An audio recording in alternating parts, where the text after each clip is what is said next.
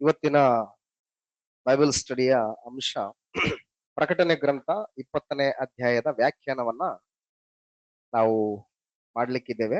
ಪ್ರಕಟಣೆಯ ಗ್ರಂಥದ ಈ 20ನೇ ಅಧ್ಯಾಯದ ವ್ಯಾಖ್ಯಾನವನ್ನ ನಾವುಗಳೆಲ್ಲರೂ ಬಹಳ ಆಸಕ್ತಿಯಿಂದ ಶ್ರದ್ಧೆಯಿಂದ ಕಲಿಯುವುದಕ್ಕೋಸ್ಕರ ಈ ಬೈಬಲ್ ಸ್ಟಡಿಯ ಕಾರ್ಯಕ್ರಮದಲ್ಲಿ ಈ 20ನೇ ಅಧ್ಯಾಯದ ವಿಷಯದ ಕುರಿತು ಮಾತಾಡ್ತಕ್ಕಂಥ ಪ್ರತಿಯೊಂದು ಪದವೂ ಕೂಡ ಅದು ಲೇಖನಗಳ ರೂಪದಲ್ಲಿ ನಮ್ಗೆ ಆಧಾರವಾಗಿರ್ಬೇಕು ಅಂತ ಹೇಳಿ ನಾನು ಈ ಒಂದು ಶೀಟ್ ಅನ್ನು ನಾನು ರೆಡಿ ಮಾಡಿ. ಹಾಗಾಗಿ ನಾನು ಏನ್ ಮಾತಾಡ್ತಾ ಇದ್ದೀನೋ ಅದಕ್ಕೆ ಆಧಾರ ದೇವರ ಗ್ರಂಥ ಆಗಿರ್ತದೆ. ಮಾತಾಡುವಂತ ಮಾತುಗಳು ಕೂಡ ಅಕ್ಷರ ರೂಪದಲ್ಲಿ ಈ ಒಂದು ಪೇಜ್ಗಳಲ್ಲೂ ಕೂಡ ಇರ್ತದೆ. ಹಾಗಾಗಿ ಇದನ್ನ ನಾವೆಲ್ಲರೂ ಜೊತೆಲಿ ಇಟ್ಕೊಂಡು ಈ 20ನೇ ಅಧ್ಯಾಯದ ವ್ಯಾಖ್ಯಾನವನ್ನ ನಾವು ಅರಿತುಕೊಳ್ಳೋದಕ್ಕೆ ಈ ಒಂದು ಕಾರ್ಯಕ್ರಮದಲ್ಲಿ ನಾವು ಮುಂದಕ್ಕೆ ಸಾಗೋಣ. ಪ್ರಕಟಣೆ ಗ್ರಂಥದ ಉದ್ದೇಶ ಏನು ಅಂತೇಳಿ ಮೊದಲನೇದಾಗಿ ಪ್ರಕಟಣೆ ಗ್ರಂಥದ ಉದ್ದೇಶ ಏನು? ಬೈಬಲ್ ಅಲ್ಲಿನ 66 ಪುಸ್ತಕಗಳು ಕೂಡ ತನ್ನದೇ ಆದಂತಹ ಒಂದು ಶೈಲಿಯನ್ನ, ತನ್ನದೇ ಆದಂತಹ ಒಂದು ಗುರಿಯನ್ನ, ಒಂದು ಉದ್ದೇಶವನ್ನ ಒಳಗೊಂಡಿದೆ ಅನ್ನುವಂತ ವಿಷಯವನ್ನ ನಾವೆಲ್ಲರೂ ಕೂಡ ಸರಿಯಾದ ರೀತಿಯಲ್ಲಿ ಗ್ರಹಿಸಬೇಕಾದಂತ ಅವಶ್ಯಕತೆ ಇದೆ. ಆ ಒಂದು ಗ್ರಂಥ ಅಥವಾ 66 ಪುಸ್ತಕಗಳಲ್ಲಿರ್ತಕ್ಕಂತಹ ವಿಷಯ ಯಾವ ದೃಷ್ಟಿಕೋನದಲ್ಲಿ ಪರಿಶುದ್ಧಾತ್ಮನ ಪ್ರೇರೇಪಣೆಯಿಂದ ಗ್ರಂಥಕರ್ತನು ಬರಿತಾ ಇದ್ದಾನೆ ಅನ್ನುವಂಥದ್ದು ಬಹಳ ಮುಖ್ಯವಾದಂತ ಒಂದು ತಿಳುವಳಿಕೆ ನಮ್ಮಲ್ಲಿರ್ಬೇಕು. ಅದಕ್ಕೆ ಒಂದು ಉದಾಹರಣೆಯಾಗಿ ಒಂದೆರಡು ಪುಸ್ತಕಗಳ ಬಗ್ಗೆ ನಾನು ಪ್ರಸ್ತಾಪ ಮಾಡೋದಾದ್ರೆ, ಹೊಸ ಒಡಂಬಡಿಕೆಯ ಪತ್ರಿಕೆಗಳಲ್ಲಿ ಮೊದಲ ಪತ್ರಿಕೆ ಆಗಿರತಕ್ಕಂಥ ರೋಮಾಪುರದವ್ರಿಗೆ ಬರೆದ ಪತ್ರಿಕೆ. ಆ ರೋಮಾಪುರದವರಿಗೆ ಬರೆದ ಪತ್ರಿಕೆಯ ಒಂದು ಉದ್ದೇಶ ಏನು ಅನ್ನುವಂಥದ್ದನ್ನ ನಾವು ಮೊದಲು ತಿಳ್ಕೊಂಡ್ರೆ ಅದರಲ್ಲಿರ್ತಕ್ಕಂಥ ಕಾಂಟೆಂಟ್ ಗಳೆಲ್ಲವೂ ಕೂಡ ಸರಿಯಾದ ರೀತಿಯಲ್ಲಿ ನಮಗೆ ತಿಳುವಳಿಕೆಗೆ ಬರ್ಲಿಕ್ಕೆ ಸಾಧ್ಯ ಇದೆ. ಆ ಉದ್ದೇಶ ನಾವು ಸರಿಯಾಗಿ ಅರ್ಥ ಮಾಡ್ಕೊಳ್ಳಿಲ್ಲ ಅಂತಂದ್ರೆ ಹೇಗೇಗೋ ಅರ್ಥ ಮಾಡ್ಕೊಳ್ತೀವಿ, ಹೇಗೇಗೋ ವ್ಯಾಖ್ಯಾನ ಮಾಡೋದಕ್ಕೆ ಮುಂದಾಗಿ ಸ್ವಕೀಯ ನಾಶನವನ್ನ ನಮಗೆ ನಾವೇ ತಂದ್ಕೊಳ್ಳುವಂತಹ ಒಂದು ಅಪಾಯಕರವಾದಂತಹ ಸ್ಥಿತಿ ಇರ್ತದೆ ಅನ್ನುವಂಥದ್ದನ್ನ ನಾವು ಗಮನದಲ್ಲಿ ಇಟ್ಕೊಂಡು ಪತ್ರಿಕೆಗಳನ್ನ ಹಾಗೂ ಆ ಗ್ರಂಥದ ಆ ಪುಸ್ತಕದ ಒಂದು ಉದ್ದೇಶವನ್ನ ತಿಳ್ಕೊಂಡು ನಾವೆಲ್ಲರೂ ಕೂಡ ಅದನ್ನ ಓದಬೇಕು, ಅರ್ಥ ಮಾಡ್ಕೋಬೇಕು ಮತ್ತು ವ್ಯಾಖ್ಯಾನ ಮಾಡಬೇಕು. ಹಾಗಾಗಿ ರೋಮಾಪುರದವ್ರಿಗೆ ಬರೆದ ಪತ್ರಿಕೆಯ ಒಂದು ಉದ್ದೇಶ ಏನಂತಂದ್ರೆ, ಅಲ್ಲಿ ಅನ್ಯ ಜನಗಳಿಂದ ಕ್ರೈಸ್ತರಾದಂತವರು ಕೂಡ ಇದ್ದಾರೆ, ಯಹುದ್ಯರಿಂದ ಕ್ರೈಸ್ತರಾದಂತವರು ಕೂಡ ಇದ್ದಾರೆ. ಇವರಿಬ್ಬರು ತಮ್ಮ ತಮ್ಮ ಮೂಲ ನಂಬಿಕೆಗಳನ್ನ, ಆಚಾರಗಳನ್ನ, ವಿಶ್ವಾಸ ಜೀವಿತವನ್ನ ಅವರು ಬಿಟ್ಬಿಟ್ಟು ಕ್ರಿಸ್ತನಲ್ಲಿ ಸೇರಿ ಕ್ರಿಸ್ತನ ಶಿರಸ್ಸಿಗೆ ಅಧೀನರಾಗಿ ಕ್ರಿಸ್ತನ ಉಪದೇಶಗಳಿಗೆ ತಮ್ಮನ್ನು ತಾವು ಒಪ್ಪಿಸ್ಕೊಟ್ಟು ಕ್ರಿಸ್ತನ ಹೆಜ್ಜೆ ಜಾಡನ್ನ ಅನುಸರಿಸುವುದಕ್ಕೆ ಬಂದಂತಹ ಜನಗಳಿವರು. ಇಲ್ಲಿ ಬಂದಂತಹ ಈ ಒಂದು ಪ್ರಜೆಗಳು ನೂತನವಾದಂತಹ ಒಂದು ಆಲೋಚನೆಯನ್ನ, ನೂತನ ಸೃಷ್ಟಿಯ ಅನುಭವವನ್ನ ಅವರೆಲ್ಲರೂ ಕೂಡ ಪಡ್ಕೊಂಡು ಕ್ರಿಸ್ತನ ಪರಿಪಾಲನೆಗೆ ತಮ್ಮ ಒಂದು ಆಲೋಚನೆಗಳನ್ನ ಸೇರಿಸದೆ ಕ್ರಿಸ್ತನ ಆಲೋಚನೆಗಳನ್ನೇ ತಮ್ಮ ಬದುಕಿನಲ್ಲಿ ಅಳವಡಿಸ್ಕೊಂಡು ಮುಂದೆ ಹೋಗಬೇಕಾಗಿರ್ತಕ್ಕಂತ ಸ್ಥಿತಿಯಲ್ಲಿ ಇರ್ಬೇಕಾಗಿತ್ತು ಅವರೆಲ್ಲರೂ. ಆದ್ರೆ ಅವ್ರು ಏನ್ ಮಾಡ್ತಾ ಇದಾರೆ ಅಂತಂದ್ರೆ, ಈಗಾಗಲೇ ತಾವು ಮೊದಲು ಅಂದ್ರೆ ಕ್ರಿಸ್ತ ನಂಬಿಕೆಗೆ ಬರೋದಕ್ಕಿಂತ ಮೊದಲು ತಾವೇನೆಲ್ಲ ಅನುಸರಿಸ್ತಾ ಇದ್ರೋ ಅವುಗಳನ್ನ ಇನ್ನೂ ಕೂಡ ಕಟ್ಟಿಟ್ಕೊಂಡು ಬರ್ತಾ ಇದ್ದಾರೆ. ಯಹುದ್ಯರಂತಾರೆ ದೇವರು ನಮ್ ದೇವರು, ಧರ್ಮಶಾಸ್ತ್ರ ಕೊಟ್ಟದ್ದು ನಮಗೆ, ಅಬ್ರಾಮ್, ಈಸಾಕ್, ಯಾಕೋಬ ಇವರು ನಮ್ ಪುತ್ರಗಳು, ದೇವರು ಒಡಂಬಡಿಕೆ ಮಾಡ್ಕೊಂಡದ್ದು ನಮ್ ಜೊತೆಗೆ, ಯೇಸು ಕ್ರಿಸ್ತರು ಹುಟ್ಟಿ ಬಂದದ್ದು ನಮ್ಮ ಸಂತತಿಯಲ್ಲಿಯೇ, ನಮ್ಗೆ ದೇವಾಲಯ, ಆರಾಧನೆ ನಿಯಮಗಳು, ಯಾಜಕತ್ವ ಇವೆಲ್ಲ ನಮಗ್ ಕೊಟ್ಟಿದೆ ಅಂತೇಳಿ ಅವ್ರು ಏನ್ ಮಾಡ್ತಾ ಇದ್ದಾರೆ, ಬೀಗ್ತಾ ಇದ್ದಾರೆ, ಕಾಲರ್ ಎಗರಿಸ್ತಾ ಇದ್ದಾರೆ. ಈ ಕಡೆ ಅನ್ಯ ಜನಗಳು ಏನ್ ಮಾಡ್ತಾ ಇದಾರೆ ಅಂತಂದ್ರೆ, ನೀವು ಸರಿಯಾಗಿದ್ರೆ ದೇವ್ರು ನಮ್ಮನ್ನ ಯಾಕೆ ಕರ್ಕೊಳ್ತಾ ಇದ್ದ, ನೀವು ದೇವರ ಒಂದು ಒಡಂಬಡಿಕೆಯನ್ನ ಭಂಗ ಮಾಡಿದ್ದೀರಿ, ದೇವರನ್ನ ಬಿಟ್ಬಿಟ್ಟು ನಿಮ್ಮ ಶರೀರಕ್ಕೂ ಮನಸ್ಸಿಗೂ ಸಂಬಂಧಪಟ್ಟ ಇಚ್ಛೆಗಳನ್ನ ನಡೆದಿದ್ರಿಂದ ಅಂತೇಳಿ ಏನ್ ಮಾಡ್ತಾ ಇದ್ದಾನೆ, ಇವತ್ತು ನಮ್ಮನ್ನ ಆರಿಸ್ಕೊಂಡಿದ್ದಾನೆ. ಇದು ಪರಿಸ್ಥಿತಿ. ಈಗ ಇವರಿಬ್ಬರಲ್ಲಿ ಏನಾದ್ರು ಏಕಾಭಿಪ್ರಾಯ ಇದೆಯಾ? ಇಲ್ಲ. ಏನ್ ಬರ್ಬೇಕಂದ್ರೆ ಚೆನ್ನಾಗಿ ಬರ್ತಾ ಇದ್ದಾರೆ, ಹೊರಗಡೆ ಮಾತ್ರ ಏನು ಹಲೋ ಬ್ರದರ್, ಹಾಯ್ ಬ್ರದರ್ ಅಂತ ಅಂತವ್ರೆ, ಒಳಗಡೆ ಮಾತ್ರ ಏನಿದೆ, ತಮ್ಮನ್ ತಾವು ಅತಿಶಯ ಪಡ್ಕೊಂತಾರೆ, ತಮ್ಮನ್ ತಾವು ಹೊಗಳ್ಕೊಳ್ತಾ ಇದ್ದಾರೆ. ನಾನ್ ದೊಡ್ಡವನು, ನೀನ್ ದೊಡ್ಡವನು, ನಾನ್ ಸಣ್ಣವನು, ನೀನ್ ಸಣ್ಣವನು ಅಂತೇಳಿ ಈ ರೀತಿಯಾದಂತ ಒಂದು ಪರಿಸ್ಥಿತಿ ಇದ್ದಾಗ ದೇವರು ಅಂತರಂಗವನ್ನ ನೋಡುವಂತ ದೇವರಾಗಿರೋದ್ರಿಂದ ಸಮಾಧಾನಕ್ಕೆ ಮೂಲ ಕಾರಣವಾದಂಥದ್ದು ಅಲ್ಲಿ ಇಲ್ಲ ಅನ್ನುವಂಥದ್ದನ್ನ ದೇವರು ಗಮನಿಸಿ ಪರಿಶುದ್ಧಾತ್ಮನ ಪ್ರೇರೇಪಣೆಯಿಂದ ಪೌಲನು ಈ ಒಂದು ಸಮಸ್ಯೆಯನ್ನ ಪರಿಹಾರ ಮಾಡ್ತಾರೆ. ಏನ್ ಪರಿಹಾರ ಮಾಡ್ತಾರೆ? ಅದಕ್ಕೊಂದು ಸೂತ್ರವನ್ನು ಬಳಸ್ತಾರೆ. ಏನ್ ಸೂತ್ರ ಬಳಸ್ಕೊಳ್ತಾರೆ? ನೀತಿವಂತನು ನಂಬಿಕೆಯಿಂದಲೇ ಬದುಕುವನು ಅಂತ. ಸೊ ಹಾಗಾಗಿ ನೀತಿವಂತನು ಅಂತಂದ್ರೆ ಪರಿಶುದ್ಧನು, ದೇವರ ಆಜ್ಞೆಗೆ ಒಳಪಟ್ಟು ಜೀವಿಸ್ತಕ್ಕಂಥವನು ಅಂತ ಅರ್ಥ. ಹಾಗಾಗಿ ನೀತಿವಂತನು ನಂಬಿಕೆಯಿಂದಲೇ ಬದುಕ್ತಾನೆ. ಅದರ 3 ಪಾರ್ಟ್ ಮಾಡ್ತಾನೆ. ನೀತಿವಂತರು ಯಾರು? ನೀತಿವಂತಂದ್ರೆ ಯಾರು? ನೀತಿವಂತನು ಇಲ್ಲ, ಒಬ್ಬನಾದ್ರೂ ಇಲ್ಲ. ಧರ್ಮಶಾಸ್ತ್ರದಲ್ಲಿ ಇರ್ತಕ್ಕಂಥ ನೀವುಗಳು ಧರ್ಮಶಾಸ್ತ್ರ ಪ್ರಕಾರ ನಡೀತಾ ಇದ್ರು ಅಂತಂದ್ರೆ ಅದನ್ನು ಕೂಡ ನೀವು ಮಾಡ್ತಾ ಇಲ್ಲ. ಧರ್ಮೋಪದೇಶನ ಬೋಧನೆ ಮಾಡ್ತಾ ಇದ್ರಿ, ಬೋಧನೆ ಪ್ರಕಾರ ಏನ್ ಮಾಡ್ತಾ ಇಲ್ಲ, ನೀವು ನಡೀತಾ ಇದ್ರಿ. ಸೊ ಹಾಗಾಗಿ ನೀವೇನಾದ್ರಿ? ನೀವು ಕೂಡ ಅನೀತಿವಂತರಾಗಿ. ಅನ್ಯ ಜನಗಳು ಕೂಡ ಏನ್ ಮಾಡಿದ್ದಾರೆ? ಅನ್ಯ ಜನಗಳು ಕೂಡ ಸೃಷ್ಟಿಕರ್ತನನ್ನ ಬಿಟ್ಟು ಬಿಟ್ಟು ಸೃಷ್ಟಿ ವಸ್ತುಗಳನ್ನ ಅವ್ರು ಏನ್ ಮಾಡ್ತಾ ಇದಾರೆ? ಪೂಜೆ ಮಾಡ್ತಾ ಇದಾರೆ. ಸೃಷ್ಟಿಕರ್ತನಿಗೆ ಬದಲಾಗಿ ಮನುಷ್ಯ, ಪಶು ಪಕ್ಷಿ, ಸರ್ಪಾದಿಗಳ ಮೂರ್ತಿಯನ್ನ ಮಾಡಿಕೊಂಡು ಅವುಗಳಿಗೆ ತಮ್ಮನ್ನು ತಾವು ಏನ್ ಮಾಡ್ತಾ ಇದಾರೆ? ಒಳಪಡಿಸ್ಕೊಳ್ತಾ ಇದಾರೆ, ಅಡ್ಡ ಬಿಡ್ತಾ ಇದ್ದಾರೆ. ಹಾಗಾಗಿ ನೀವು ಕೂಡ ಏನಾದ್ರಿ? ನೀವು ಕೂಡ ಅನೀತಿವಂತರಾಗಿ. ಯಹೂದ್ಯರು ಅನಿಸ್ಕೊಳ್ಳುವಂತವ್ರು ಕೂಡ ಅನೀತಿವಂತರೆ, ಅನ್ಯ ಜನರು ಅನಿಸ್ಕೊಳ್ತಕ್ಕಂಥವ್ರು ಕೂಡ ಅವರು ಕೂಡ ಅನೀತಿವಂತರು. ಸೊ ಹಾಗೆ ನೀತಿವಂತನಿಲ್ಲ, ಒಬ್ಬನಾದ್ರೂ ಇಲ್ಲ. ಸೊ ಈಗ ನೀತಿವಂತನ ಆಗ್ಬೇಕಂತಂದ್ರೆ ಎಲ್ಲಿ ಅಂತಂದ್ರೆ ಯೇಸು ಕ್ರಿಸ್ತನ ಮೂಲಕವೇ ಪ್ರತಿಯೊಬ್ಬರು ಕೂಡ ನೀತಿವಂತರು ಆಗ್ತೀರಿ. ಸೊ ಹಾಗಾಗಿ ಈ ರೀತಿಯಾಗಿ ನೀತಿವಂತನಾಗಿರುವಂತಹ ಒಬ್ಬ ವ್ಯಕ್ತಿ ಹೆಂಗ್ ಬದುಕಬೇಕು ಅಂತಂದ್ರೆ ನಂಬಿಕೆಯಿಂದ ಬದುಕಬೇಕು ಅಂತ ಹೇಳ್ತಾರೆ. ಆ ನಂಬಿಕೆಗೆ ಅಬ್ರಹಾಮನನ್ನ ಕರ್ಕೊಂಡು ಬರ್ತಾನೆ. ಆ ಅಬ್ರಹಾಮನನ್ನು ನೋಡ್ರಿ, ಆತನ ಎಲ್ಲಿಗೆ ಹೋಗ್ಬೇಕೋ ಗೊತ್ತಿಲ್ಲ, ಆ ಒಂದು ಪ್ರದೇಶದ ಸ್ಥಿತಿಗತಿಗಳೇನೋ ಗೊತ್ತಿಲ್ಲ, ಆದ್ರೂ ಕೂಡ ಕರೆದಾತನು ನಂಬಿಕಸ್ಥನೆಂಬುದಾಗಿ ಆತನ ಮೇಲೆ ಪೂರಾ ಭರವಸೆ ನಿಟ್ಟು ತನ್ನ ಹುಟ್ಟಿದ ಊರನ್ನ, ಬಂಧು ಬಳಗವನ್ನ ಬಿಟ್ಟು ಏನ್ ಮಾಡಿದ? ದೇವರ ಕಡೆಗೆ ಹೋಗ್ಬಿಟ್ಟು ಹೊರಟು ಬಿಟ್ಟ ಅಂತ. ಅಷ್ಟು ಮಾತ್ರವಲ್ಲದೆ ವಾಗ್ದತ್ತ ಪುತ್ರನಾದಂತಹ ಈಸಾಕನನ್ನು ಕೂಡ ಆತನು ದೇವರಿಗೋಸ್ಕರ ಸಮರ್ಪಿಸುವುದಕ್ಕೂ ಆತನು ಹಿಂಜರಿಲಿಲ್ಲ. ಯಾಕೆ ಹಿಂಜರಿಲಿಲ್ಲ ಅಂತಂದ್ರೆ ಸತ್ತವರನ್ನು ಕೂಡ ಬದುಕಿಸಿಕೊಳ್ಳುವುದಕ್ಕೆ ದೇವರು ಸಮರ್ಥನೆ ಎಂಬುದಾಗಿ ಅಬ್ರಹಾಮನ್ ಏನ್ ಮಾಡ್ದ? ನಂಬುದ ಅಂತ ಹೇಳಿ. ಹಾಗಾಗಿ ಈ ರೀತಿಯಾಗಿ ನೀತಿವಂತರೆಂಬುದಾಗಿ ಎಣಿಸಲ್ಪಟ್ಟಂತ ನೀವುಗಳು ಹೆಂಗ್ ಬದುಕಬೇಕು ಅಂತಂದ್ರೆ ನಂಬಿಕೆಯಿಂದ ಬದುಕಬೇಕು. ನೀವು ನಂಬಿಕೆಯಿಂದ ಬದುಕಬೇಕು.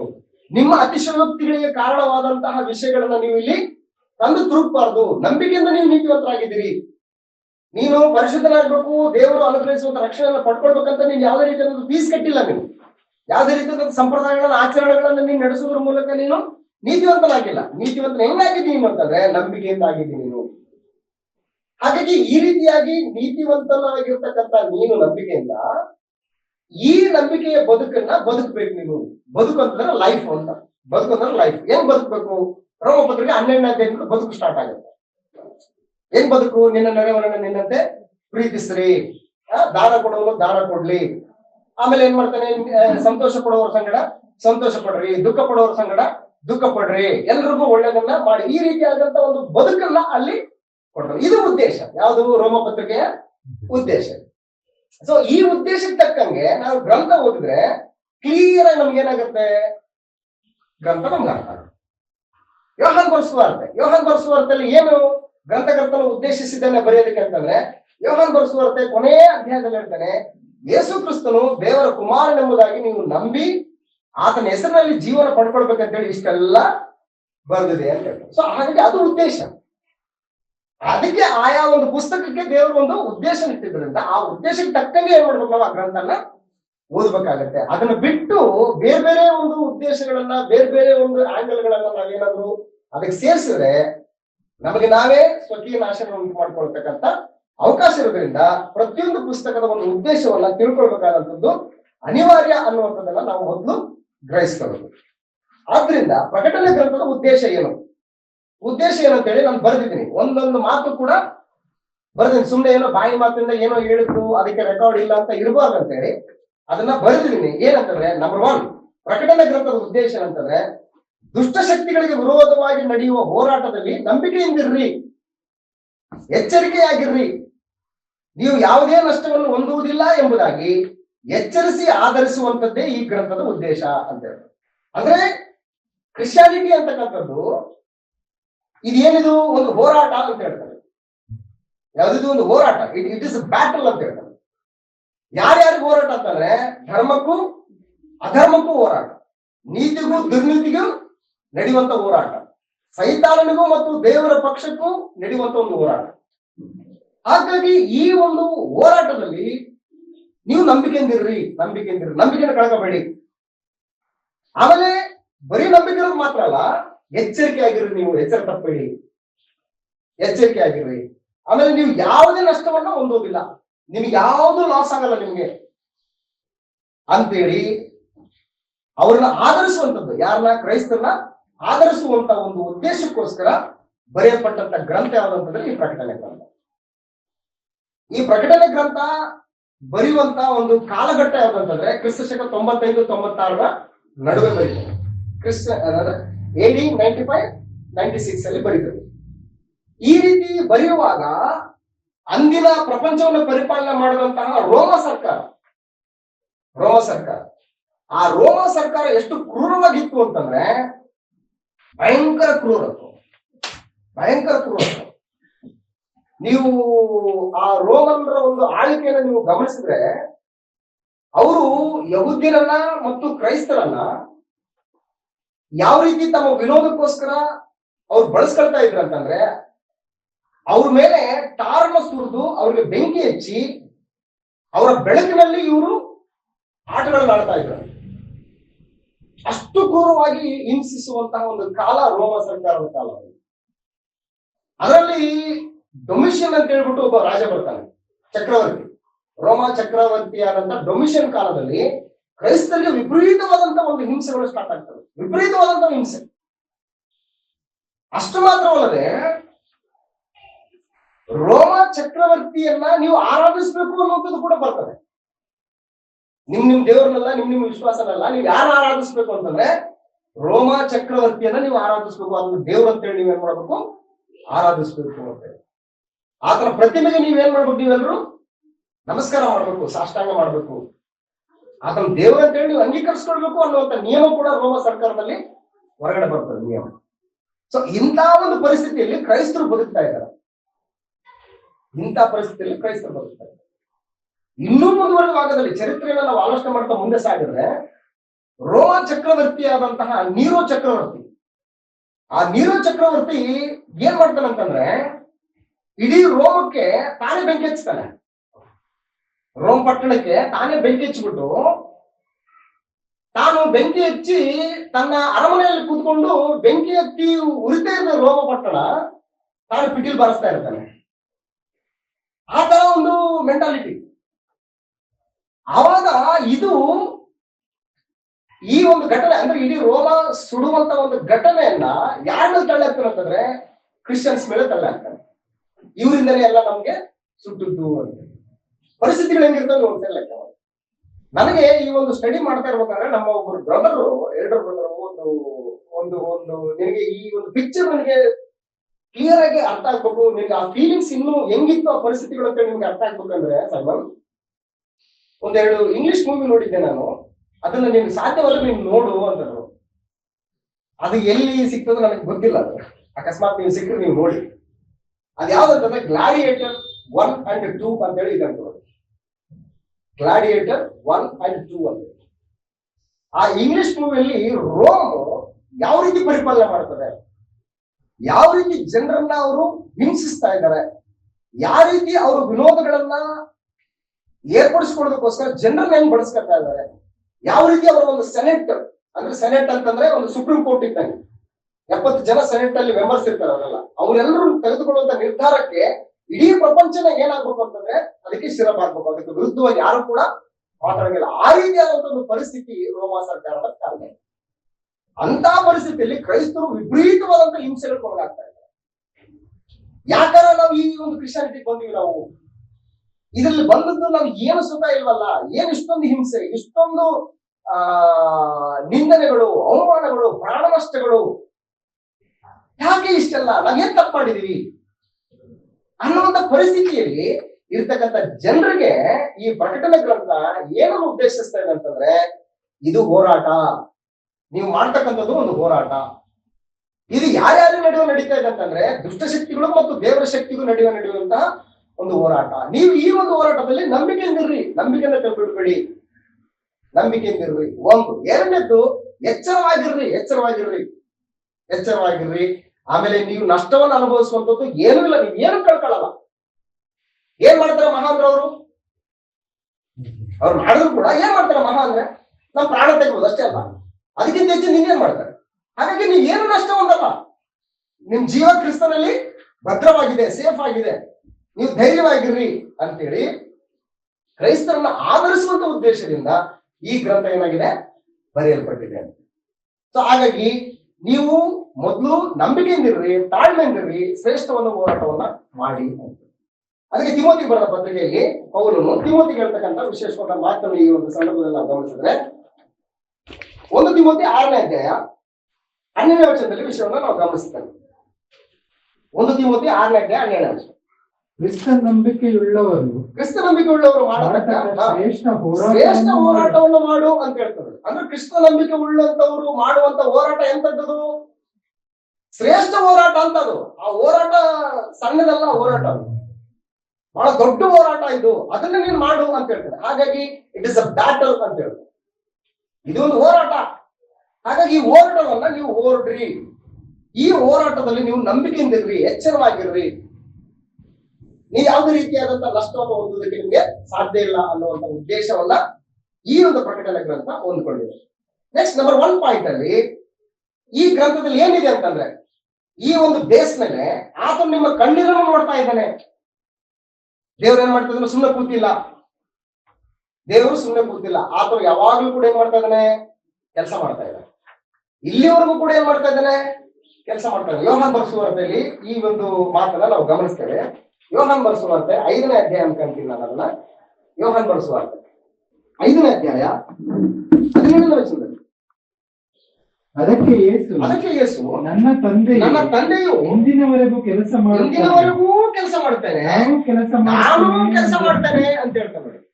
ದೇವ್ರು ಸುಮ್ಮನೆ ಕೂತಿಲ್ಲ. ಏನ್ ಮಾಡ್ತಾ ಇದ್ದಾನೆ? ನಾವು ಎಷ್ಟೋ ಸಾರಿ ರೆಸ್ಟ್ ಮಾಡ್ತಾ ಇರ್ತೀವಿ ನಾವು, ಆದ್ರೆ ದೇವ್ರು ಮಾತ್ರ ಸುಮ್ಮನೆ ಕೂತಿಲ್ಲ. ಹಾಗೆ ಯೇಸು ಕ್ರಿಸ್ತನು ಕೂಡ ಏನ್ ಮಾಡಿಲ್ಲ? ಸುಮ್ಮನೆ ಕೂತಿಲ್ಲ. ಇಲ್ಲಿಗೂ ಕೂಡ ಕೆಲಸ ಮಾಡ್ತಾ ಇದ್ದಾನೆ. ಆದ್ರಿಂದ ಆತ ಸುಮ್ಮನೆ ಕೂತಿಲ್ಲ. ಅದಕ್ಕೆ ಕೀರ್ತನೆ ಗ್ರಂಥದಲ್ಲಿ ಹೇಳ್ತಾನೆ, ಇಸ್ರಾಯೇಲರನ್ನು ಕಾಯುವಂತ ಆತನು ತೂಪಡಿಸುವುದಿಲ್ಲ, ನಿದ್ರಿಸುವುದಿಲ್ಲ ಅಂತ ಹೇಳ್ತಾನೆ. ಆತ ಸುಮ್ಮನೆ ಕೂತಿಲ್ಲ. ಏನ್ ಮಾಡ್ತಾ ಇದ್ದಾನೆ ಆತನು? ನಿಮ್ಮ ಕಣ್ಣೀರನ್ನು ನೋಡ್ತಾ ಇದ್ದಾನೆ. ಅದಕ್ಕೆ ಪ್ರಕಟಣೆ ಗ್ರಂಥ 7ನೇ ಅಧ್ಯಾಯ 17ನೇ ವಚನ. ಸಿಂಹಾಸನದ ಮಧ್ಯದಲ್ಲಿರುವ ಯಜ್ಞದ ಕುರಿಯಾದಾತನು ಅವರಿಗೆ ಕುರುಬನಂತಿದ್ದು ಜೀವಜಲದ ಒರತೆಗಳ ಬಳಿಗೆ ನಡೆಸುತ್ತಾನೆ. ಓಕೆ, ದೇವರು ಅವರ ಕಣ್ಣೀರನ್ನೆಲ್ಲ ಏನ್ ಮಾಡ್ತಾನೆ? ಒರೆಸಿ ಬಿಡುವನು. ಇದು ಸುಮ್ಮನೆ ಕೂತಿಲ್ಲ ಅಂತ ಪ್ರಕಟಣೆ ಗ್ರಂಥದ ಉದ್ದೇಶ ಇದು. ಆತ ಸುಮ್ಮನೆ ಕೂತಿಲ್ಲ. ಆತನು ಎಲ್ಲವನ್ನೂ ನೋಡ್ತಾ ಇದ್ದಾನೆ. ಒಂದು, ಎರಡನೇದು ಯೇಸು ಕ್ರಿಸ್ತನು ಕೂಡ ಏನ್ ಮಾಡ್ತಾನೆ ಅಂತಂದ್ರೆ, ನಿಮ್ಮನ್ನ ಜೀವಜಲದ ಬುಗ್ಗೆಗೆ ಏನ್ ಮಾಡ್ತಾ ಇದ್ದಾನೆ? ಅದನ್ನು ನಡೆಸ್ಕೊಂಡು ಬರ್ತಾ ಇದ್ದಾನೆ. ನೀವೇನ್ ನಷ್ಟ ಹೊಂದಲ್ಲ, ನೀವು ಧೈರ್ಯವಾಗಿರ್ರಿ. ಆತ ನಿಮ್ಮ ಕಣ್ಣೀರ್ನೆಲ್ಲ ಒರೆಸ್ತಾನೆ. ಹಾಗಾಗಿ ಒರೆಸಿದ ಮೇಲೆ ನಿಮ್ಗೆ ಎಂತ ಒಂದು ಉನ್ನತವಾದ ಸ್ಥಿತಿ ಇದೆ ಅಂತಂದ್ರೆ 21ನೇ ಅಧ್ಯಾಯ 4ನೇ ವಚನದಲ್ಲಿ ಅಲ್ಲಿ ದುಃಖವಾಗ್ಲಿ ಗೋಳಾಟವಾಗ್ಲಿ ಇಲ್ಲದ ಸಮಯ ಒಂದಿದೆ ಅಂತ ಹೇಳ್ತಾರೆ. ಪ್ರಕಟಣೆ ಗ್ರಂಥ 21ನೇ ಅಧ್ಯಾಯ 4ನೇ ವಚನ. ಅವರ ಕಣ್ಣೀರನ್ನೆಲ್ಲ ಒರೆಸಿ ಬಿಡುವನು. ಇನ್ನು ಮರಣವಿರುವುದಿಲ್ಲ. ಇನ್ನು ದುಃಖವಾಗಲಿ ಹೋರಾಟವಾಗಲಿ ಕಷ್ಟವಾಗಲಿ ಇರುವುದಿಲ್ಲ. ಏನು ಇರುವುದಿಲ್ಲ ಅಲ್ಲಿ. ಹಾಗಾಗಿ ಇಂಥ ಒಂದು ಸಮಯ ಇದೆ, ಇಂಥ ಒಂದು ಸ್ಥಿತಿ ಇದೆ. ನೀವು ಧೈರ್ಯವಾಗಿರ್ರಿ, ನಂಬಿಕೆಯಿಂದಿರ್ರಿ, ಎಚ್ಚರವಾಗಿರ್ರಿ, ಶ್ರೇಷ್ಠ ಹೋರಾಟವನ್ನ ಮಾಡ್ರಿ ಅನ್ನುವಂಥದ್ದು ಪ್ರಕಟಣೆ ಗ್ರಂಥದ ಉದ್ದೇಶ. ಇನ್ನು ಎರಡನೇದಾಗಿ ನಿಮ್ಮ ಪ್ರಾರ್ಥನೆಗಳನ್ನ ಆತನು ಕೇಳ್ತಾ ಇದ್ದಾನೆ. ಇವರು ಪ್ರಾರ್ಥನೆ ಮಾಡ್ತಾ ಇದ್ದಾರೆ. ಹಿಂಸೆಗಳು ಬಂದಾಗ ಏನ್ ಮಾಡ್ತಾ ಇದ್ದಾರೆ? ಪ್ರಾರ್ಥನೆ ಮಾಡ್ತಾ ಇದ್ದಾರೆ. ಪ್ರಾರ್ಥನೆಗೆ ಉತ್ತರವು ಏನ್ ಮಾಡ್ತಾ ಇಲ್ಲ? ಬೇಗನೆ ಬರ್ತಾ ಇಲ್ಲ. ತುದಿಗಿಡಬೇಡಿ, ನೀವು ಪ್ರಾರ್ಥನೆ ಆತನು ಕೇಳ್ತಾ ಇದ್ದಾನೆ. ಹಾಗಾಗಿ ಅವು ಏನ್ ಮಾಡ್ತಾ ಇದ್ದಾವೆ? ಲೋಕಲ್ ಆಡ್ತವೆ. ನಿಮ್ ಪ್ರಾರ್ಥನೆಗಳು ಲೋಕಲ್ ಆಡ್ತವೆ. ನಿಮ್ಗೆ ಗೊತ್ತಿಲ್ಲ ನೀವ್ ಏನ್ ಮಾಡ್ತಾ ಇದ್ದೀರಿ ಅಂತ ಹೇಳಿ. ಆದ್ರೆ ನಿಮ್ಮ ಪ್ರಾರ್ಥನೆಗಳು ಲೋಕವನ್ನು ಆಡ್ತಾವೆ ಅಂತಂದ್ರೆ ನೀವ್ ಏನ್ ಪ್ರಾರ್ಥನೆಯಲ್ಲಿ ಬೇಡ್ಕೊಳ್ತೀಯೋ ಅದನ್ನ ದೇವರು ನೆರವೇರಿಸ್ತಾ ಇದ್ದಾನೆ. ಸ್ವಾರ್ಥದಿಂದ ಕೂಡಿದಂತಹ ಭೂ ಸಂಬಂಧವಾದ ಆಲೋಚನೆಗಳಿಂದ ಕೂಡಿದಂತಹ ಪ್ರಾರ್ಥನೆಗಳು ಲೋಕವನ್ನು ಆಳೋದಿಲ್ಲ. ಅದಕ್ಕೆ ಯಾಕೋಬನು ಬರೆದ ಪತ್ರಿಕೆಯಲ್ಲಿ ಪೌಲನು ಹೇಳ್ತಕ್ಕಂಥ ವಿಶೇಷವಾದ ಮಾತೇನಂತಂದ್ರೆ 4ನೇ ಅಧ್ಯಾಯ 3ನೇ ವಚನದಲ್ಲಿ, ನೀವು ದೇವರನ್ನು ಬೇಡಿಕೊಳ್ಳದ ಕಾರಣ ನಿಮಗೇನೂ ದೊರೆಯಲಿಲ್ಲ. ನೀವು ಬೇಡಿದ್ದನ್ನು ನಿಮ್ಮ ಭೋಗಗಳಿಗಾಗಿ ಉಪಯೋಗಿಸಬೇಕೆಂಬ ದುರಾಭಿಪ್ರಾಯ ಪಟ್ಟು ಬೇಡಿಕೊಳ್ಳುವುದರಿಂದ ನಿಮಗೆ ದೊರೆಯುವುದಿಲ್ಲ ಅಂತ ಹೇಳ್ತಾರೆ. ಯಾಕೋಬನ ಬರೆದ ಪತ್ರಿಕೆ 4ನೇ ಅಧ್ಯಾಯ 4ನೇ ವಚನದಲ್ಲಿ. ಸಾರಿ 3ನೇ ವಚನ. ನೀವು ಬೇಡಿದರೂ ಬೇಡಿದನ್ನು ನಿಮ್ಮ ಭೋಗಗಳಿಗಾಗಿ ಉಪಯೋಗಿಸಬೇಕೆಂಬ ದುರಭಿಪ್ರಾಯ ಪಟ್ಟು ಬೇಡಿಕೊಳ್ಳುವುದರಿಂದ ನಿಮಗೆ ದೊರೆಯುವುದಿಲ್ಲ. ಅದು ಪಾಯಿಂಟ್. ಸೊ ಹಾಗಾಗಿ ನೀವೇನ್ ಪ್ರಾರ್ಥನೆ ಮಾಡ್ತಾ ಇದ್ರಲ್ಲ, ಆ ಪ್ರಾರ್ಥನೆ ಈ ರೀತಿಯಾಗಿ ಪ್ರಾರ್ಥನೆ ಇಲ್ಲ. ಕ್ರೈಸ್ತರು ಯಾವತ್ತು ನನಗದ್ ಬೇಕು, ನನಗಿದು ಬೇಕು ಅಂತ ಬೇಡುವಂತವ್ರಲ್ಲ. ಯೇಸು ಕ್ರಿಸ್ತನಲ್ಲಿ ದೇವರು ನಮ್ಗೆ ಏನು ದಯಪಾಲಿಸ್ಕೊಟ್ಟಿದ್ದಾನೋ ಅವುಗಳನ್ನ ಸ್ವತಂತ್ರಿಸ್ಕೊಳ್ಬೇಕಂತೇಳಿ ಬೇಡ್ಕೊಳ್ತಾ ಇದೀವಿ. ಅವುಗಳಿಗೆ ಅನುಕೂಲಕರವಾದಂತ ವಾತಾವರಣ ಇರ್ಲಿ ಅಂತ ಬೇಡ್ಕೊಳ್ತಾ ಇದೀವಿ ಹೊರತಾಗಿ ನನ್ಗೆ ದೊಡ್ಡ ಬಂಗ್ಲೆ ಕೊಡು, ನನ್ ₹1,00,00,000 ಕೊಡು, ನನಗೆ ಈ ಲೋಕದಲ್ಲಿ ಹೊಲ ಮನೆ ಇವು ಕೊಡು ಅಂತ ಯಾರು ಕೂಡ ಬೇಡ್ಕೊಳ್ಳಲ್ಲ. ಯಾಕಂತಂದ್ರೆ ನಮ್ಮ ಪ್ರಾರ್ಥನೆಗಳು ಹೇಗಿರ್ತವಂತಂದ್ರೆ ಇಡೀ ಲೋಕವನ್ನ ಆಳ್ತವೆ. ಹಾಗಾಗಿ ಪ್ರಕಟಣೆ ಗ್ರಂಥದಲ್ಲಿ ಗ್ರಂಥಕರ್ತನು ಏನ್ ಹೇಳ್ತಾ ಇದ್ದಾನೆ ಅಂತಂದ್ರೆ, ನಿಮ್ಮ ಪ್ರಾರ್ಥನೆಗಳನ್ನ ಆತನ ಕೇಳ್ತಾ ಇದ್ದಾನೆ. ಆ ಪ್ರಾರ್ಥನೆಗಳು ಲೋಕವನ್ನು ಆಳ್ತಾ ಇದ್ದಾವೆ. ಪ್ರಕಟಣೆ ಗ್ರಂಥ 8ನೇ ಅಧ್ಯಾಯ 3ರಿಂದ 4ನೇ ವಚನದಲ್ಲಿ ಈ ವಿಷಯವನ್ನ ಗಮನಿಸ್ತೇವೆ. ಪ್ರಕಟಣೆ ಗ್ರಂಥ 8ನೇ ಅಧ್ಯಾಯ 3ನೇ ವಚನದಿಂದ 4ನೇ ವಚನ. ಆಮೇಲೆ ಮತ್ತೊಬ್ಬ ದೇವದೂತನು ಬಂದು ಯಜ್ಞವೇದಿಯ ಬಳಿಯಲ್ಲಿ ನಿಂತನು. ಅವನ ಕೈಯಲ್ಲಿ ಚಿನ್ನದ ಧೂಪಾರತಿ ಇತ್ತು.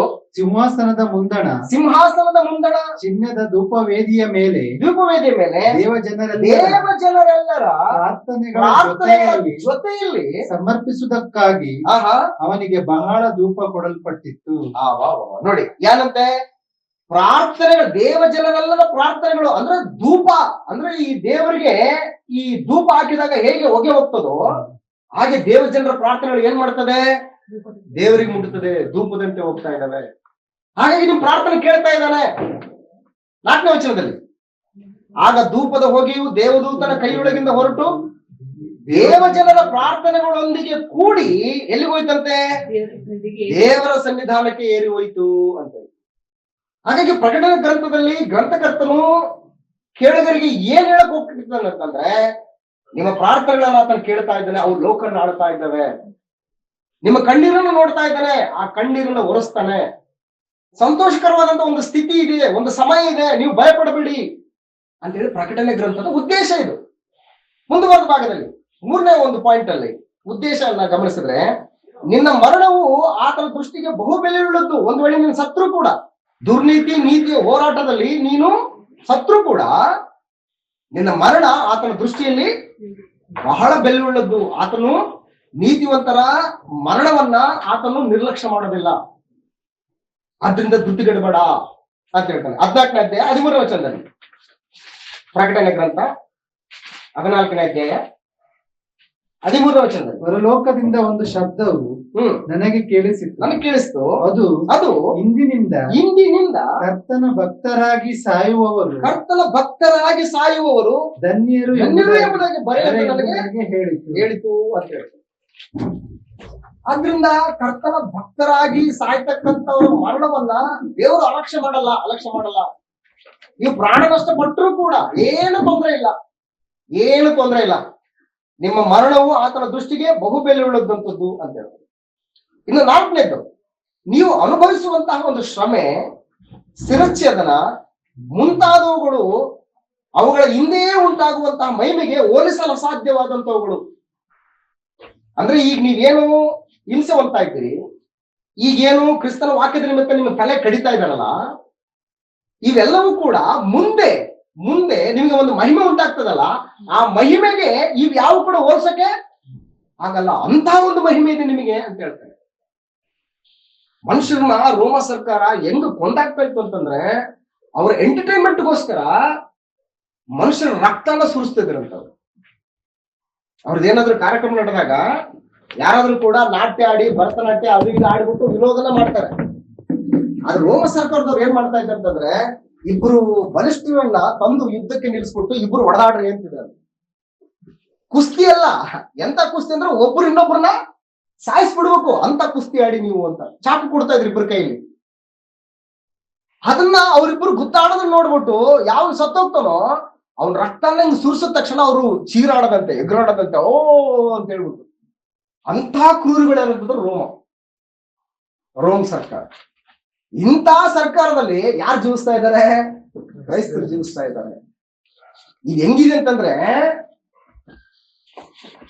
ಕ್ರೂರವಾದಂತಹ ಸಿಂಹ ಎಳೆ ಕುರಿಮರಿಯನ್ನ ಬೇಟೆ ಆಡುವಂತ ರೀತಿಯಲ್ಲಿ ಇದೆ ಪರಿಸ್ಥಿತಿ.